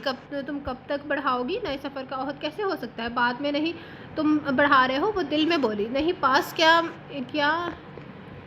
अगर इश्क का कुछ डरे या ना जालिम दुनिया से शायर पे भी इल्ज़ाम आएंगे, तुम भी रुस्वा हो जाओगी। मैंने और क्या रुस्वा होना है? तुमने मुझे इश्तिहार तो बना ही दिया। वो फिर उसे इल्ज़ाम दे गई। प्रोग्राम ख़त्म होने के बाद वो राहील ड्रेसिंग रूम में चला गया। कुछ देर बाद इरादा जमा कर दी। मन कदम के बढ़ाती वो अपनी स्टेज के पीछे बने ड्रेसिंग रूम की तरफ करीब से गुजरते हुए रिक्स से गई। फिर न जाने उसे क्या हुआ, वो अंदर घुस गई। अंदर से निस्वानी हंसी की आवाज़ आ रही थी। वो ऐन उन दोनों के सर पर जा खड़ी हुई। राहील के चेहरे पर बेपनाह हैरत थी ओह! तो ये है इनकार की वजह, आपका ताज़ा तरीन टारगेट, भला मुँह को लगी कभी चुड़ती है। वो चबा-चबा कर बोली। तहीर के पास साथ बैठी मिसेज़ निज़ाम गुस्से में आ गई। वो और उनका शौहर उस प्रोग्राम के ऑर्गेनाइज़र थे। निज़ाम वॉशरूम में हाथ मुँह धो रहे थे। वो भी आवाज़ें सुनकर आ गए। मिसेज़ निज़ाम रहील से कम 10 बरस बड़ी थी, मगर शफ़क़ ने तो हद कर दी। Language please. वो अपनी भारी जिस्म की समेट कर मुझे मुश्किल उठी। मिस्टर निज़ाम भी शफ़क़ को देख रहे थे। तुमने ये तौहीन आमीज़ बातें की क्यों? शर्म करो राहील, ये कौन है? वो थड़-थड़ा काँप रही थी। आप मुझसे शनासा हैं, बदकिस्मती से मैं आपको नहीं जानती। वो शफ़क़ से मुखातिब हुआ।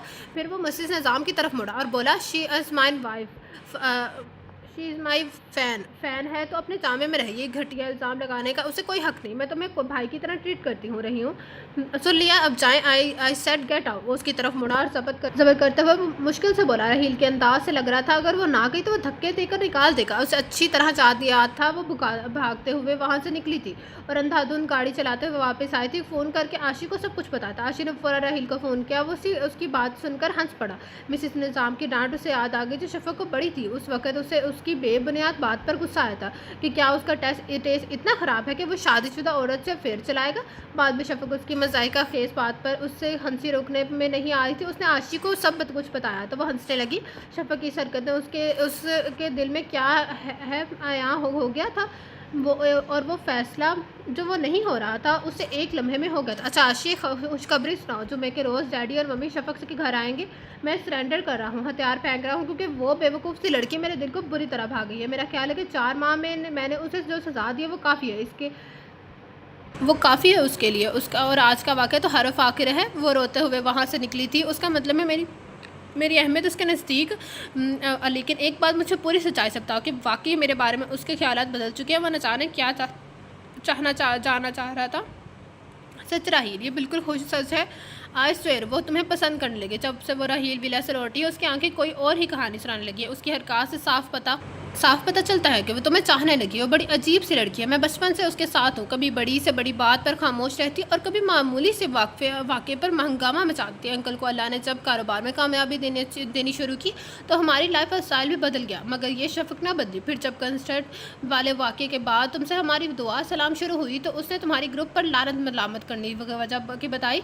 हदीस मुबारका में मर्दों की वज़ह इख्तियार करने वाली औरतों और औरतों की वज़ह इख्तियार करने वाले मर्दों पर लानत है। उससे तुम्हारे अहलिया पर शदीद एतराज़ था। तुम सुधर जाओ। और वो तुम्हारे स्कैंडल्स के बारे में काफ़ी सीरियस है। राहील के दिल पर रखा भारी बोझ सड़क गया, वगरना वो कहाँ उसकी बार किरदार मर्द वाली डिमांड पर पूरा उतर सकता था। हाँ, वो आइडिया आइंदा के लिए तो कोशिश कर सकता था, क्योंकि वो बहुत मजबूत लड़की थी जिसने राहील जैसे मर्द को भी बदलने पर मजबूर कर दिया था। उसकी हठधर्मी पर छाया हुआ जमूद आज मिसेस निज़ाम की मौजूदगी में टूट गया था। जब वो शफ़क़ को डांट रही थी फीकी पल के लिए, वो जब वहाँ से भाग गई थी तो उसी वक्त उसने सोच लिया था वो डैडी और मम्मी को उनके घर भेजेगा। तज़ीन और ताहिर दोनों को कराची गए हुए थे। उनकी वापसी जुम्मे की तवक्का थी, इसलिए उसने आशी को जुम्मे का कहा था। उसे तो अभी इंतज़ार था कि वो कब आते हैं। फिर वो उसे बताएगा कि उसे किस कदर चाहता है। वो उसकी आंखों में अपना अक्स देखना चाहता है, क्योंकि शफ़क़ ने भी अभी तक इज़हार मोहब्बत की नौबत ही नहीं आने दी थी। दिनों में आशी की तरफ जा रही हूँ, शायद देर हो जाए। अम्मी आए तो उन्हें बता देना। उसे हदायत देकर वो चली गई। वो आशी की तरफ नहीं जा रही थी। असल में वो राहील विला जा कर रही थी। अचानक ही ये सोच के उसका दिमाग में आई थी कि राहील का मासत वाले मुतालबा ताहिर और तज़ीन के इल्म में ज़रूर लाया जाएगा। इसलिए तो वो वक़्त का ध्यान के बगैर निकल खड़ी हुई थी। रात के 7:30 बज रहे थे। सकीना उसे देखते ही खुश हो गई, सबकी खैरियत पूछी। फिर वो उसे राहील के पास छोड़ गई। लाउंज में जहाँ राहील ढेरों कुशन्स लिए बैठा ठंडी पेप्सी के सब सिप ले रहा था और टीवी भी देख रहा था। किसी गैर मुल्की चैनल पर म्यूज़िक का प्रोग्राम चल रहा था। तशरीफ़ लाएं प्लीज़। ये पता नहीं उसने रस्मन खुश आमदीद कहा था या तन से वो ना जान सकी और फिर टीवी में मगन होकर पेप्सी की सिप लेने लगा था। सकीना मेहमान आए हैं, कुछ लाओ, उनके लिए बड़े ख़ास अलखास है, मैं ये ध्यान रहे। सकीना जैसे दरवाजे से लगी खड़ी थी, पहली पुकार पर ही आ गई। उसकी आर्डर पर किचन में दौड़ गई। ये अमल इतनी तेज़ी से हुआ कि शफ़क़ कुछ बोल ही नहीं सकी, ये भी ना कह सकी उसकी ज़रूरत नहीं है। हाँ जी फरमाइए, कैसी ज़हमत की। राहील को उसे देखकर जो खुशी हुई थी वो उसे छुपा गया था। वो सोच रहा था कि उसकी ताज़ा तरीन टेलीफोनिक गुफ्तगू का शायद आशी ने उसे बता दिया, मगर अभी तक दूसरी तरफ से ऐसी कोई बात नहीं हुई थी, इसलिए वो भी खामोश था। था। ये आपने क्या चक्कर चलाया हुआ है? मैं आपसे किस खुशी में माफ़ी मांगूँ? वो अपने टाइम पर ही बहादुरी से काम ले रही थी। इससे पहले कि वो उसकी बात का जवाब देता, सकीना खाने पीने के लवाजमात की ट्राली लिए चली आई। जाओ तुम, और हाँ दरवाज़ा बंद कर देती जाओ। टेलीफोन आए तो मुझे मत बताना, क्यों कोई मिलने आए तो टाल देना। इस तरफ किसी को मत आने दे रहा। हील ने सकीना को हिदायत देकर मंजर से हटा दिया। वो दिल में कुछ सहम गई। मुझे यूँ अकेले नहीं आना चाहिए था। घर में अंकल और आंटी में नज़र नहीं आ रहे, और ये ऑर्डर दिए जा रहा है। कोई गड़बड़ तो नहीं है उसकी गुज़िश्ता रवैये की बिना पर? वो कोई यही सोच सकती थी। उसकी सोच का अक्स उसके चेहरे पर भी उभर आया था। रहील ने टीवी ऑफ कर दिया। अब वो पूरी तरह उसकी तरफ मतवजा था कि लीजिए। उसे चिकन पैटीज़ की प्लेट शफा की तरफ बढ़ाई तो उसे नज़रअंदाज कर दिया। वो अब जल्द से जल्द यहाँ से निकलना चाहती थी। बात करे किस लिए? तशरीफ़ आवरी है। वो उठ खड़ी हुई, उसके साथ वो भी खड़ा हो गया। आपने मेरे साथ अच्छा नहीं किया। कल वाला वाक़या उसकी निगाहों में घूम गया। जैसे सलूक दूसरों से होता चाहते हो वैसा उनसे भी करो। वो तंजिया बोला, मैंने कुछ नहीं किया, मैं सबके साथ अच्छी ही पेश आती हूँ। उसने अपनी सफाई में कमज़ोर सी दलील की। हाँ जी, आपका रवैया तो बड़ा अच्छा होता है, ख़ास तौर पे मेरे लिए। वो फिर तंजिया मुस्कुराया। मैं जा रही हूँ। उससे पहले कि वो बाहर निकलती वो दरवाजे के आगे खड़ा हो गया। बात पूरी करें फिर जाए। वो रौब से बोला, आपने मेरा तमाशा बना कर रखा, सभी फजूल बातें करते हैं। अब तो रुमैसा मुझे ताने भी देने लगी है। पापा भी इतने परेशान हैं मेरी वजह से। मैं क्यों आपसे माफ़ी मांगूँ? मैंने किया क्या है जो माफ़ी मांगूँ? मेरे हाथ साफ हैं। अलबत्ता आप अपना क़िबला दुरुस्त कर ले, मैं माफ़ी नहीं मांगूंगी, कभी भी नहीं। बेशक मुझे छोड़ देंगे, मगर ये नहीं होगा। शफक उस्मान की तरह ठंडे मिजाज की थी, मगर जब उसे गुस्सा आता तो राह में आने वाली हर शय को बहा ले जाता। उस वक़्त भी यही हुआ था। जैसे किसी गुस्से की भूत ने उसे चकड़ लिया था। ट्राली में लाए हुए लाजमात एक एक करके उसे फेंक चुना शुरू कर दिया। ट्राली लट गई दी, सोफ़ा को ठोकरें मारी, पूरे कमरे में कुशन्स बिखेर कर रखती, और टीवी के ऊपर गुलदान उसे उठाकर रहील की तरफ फेंका, जो पहले से अलर्ट होने की वजह से उसने कैच कर लिया। पूरे कमरे का उसने हशर कर दिया था। यूँ लग रहा था जैसे शरीर बच्चों के टोले ने सारा गुस्सा लड़ते हुए इधर ही निकाला है। अब उसने इधर उधर कुछ ढूंढा। मैं रह गया हूँ। रहील ने आंख लगाई तो उसे होश आया। शर्मिंदगी ने उसके पूरे वजूद का अहाता कर लिया। रहील ने खुद से मुस्कुरा दिया। मैं सोच रहा हूँ कि दोबारा अपने फैसले का नज़रसानी कर लूँ, क्योंकि तुमने तो मुझे भी इसी तरह तोड़ फोड़ कर देना है। मुझे तो लग रहा था कि अगर तुम्हारी ये मुश्किलें जारी रहे तो हम बहुत जल्द कंगाल हो जाएंगे। वो शर्मिंदा खड़ी शफक के करीब आया। ये लें, और ये मैं हम दोनों बच गए हैं। अभी उससे भी ट्राई करें। उसने क्रिस्टल का नफीस सा गुलदान शफक की तरफ बढ़ाया और ख़ुद कदरे दूर हटकर खड़ा हो गया। वो कुछ देर नजरें ज़मीन पर जमाए खड़ी रही, फिर गुलदान उठाकर टीवी पर रख दिया। शुक्र है तेरे अल्लाह, पता नहीं मैं कैसे बच गया हूँ। वो शुक्र अदा कर रहा था। फिर वो उसके शर्मिंदा से चेहरे को देख कर बोला, ओ बेवकूफ़ लड़की, कल मामी और डैडी तुम्हारे घर आ रहे हैं। और रहील ने उसे बताया था। वो बेयकीनी अंदाज में उसे देखने लगी। उसे झट थर्ड रेट आशिक की तरह शफक को आंख मारी। वो झेम गई। अब्बू तो कह रहे हैं कि ये बदल गया है, मगर ये तब्दीली है तो मुझे नहीं चाहिए। वो दिल में बोली, मगर मैंने कभी हार नहीं मानी। रहील के लहजे में शिकस्ती, मैं तुमसे हार गया हूँ। शफक तुमसे जो कदामत परस्त है, अल्ट्रा मॉडर्न नहीं है, मेरी क्लास ने इसे मैच नहीं करती, जो उसके बावजूद मैं तुमसे हार गया हूँ। मुझे इल्म है कि मैं तुम्हारे काबिल नहीं हूँ, उसके बावजूद मैं चाहता हूँ कि खुद को तुम्हारे काबिल बना लूँ। मैं तुम्हारी निगाहों में अपने लिए मोहब्बत की चमक देखना चाहता हूँ।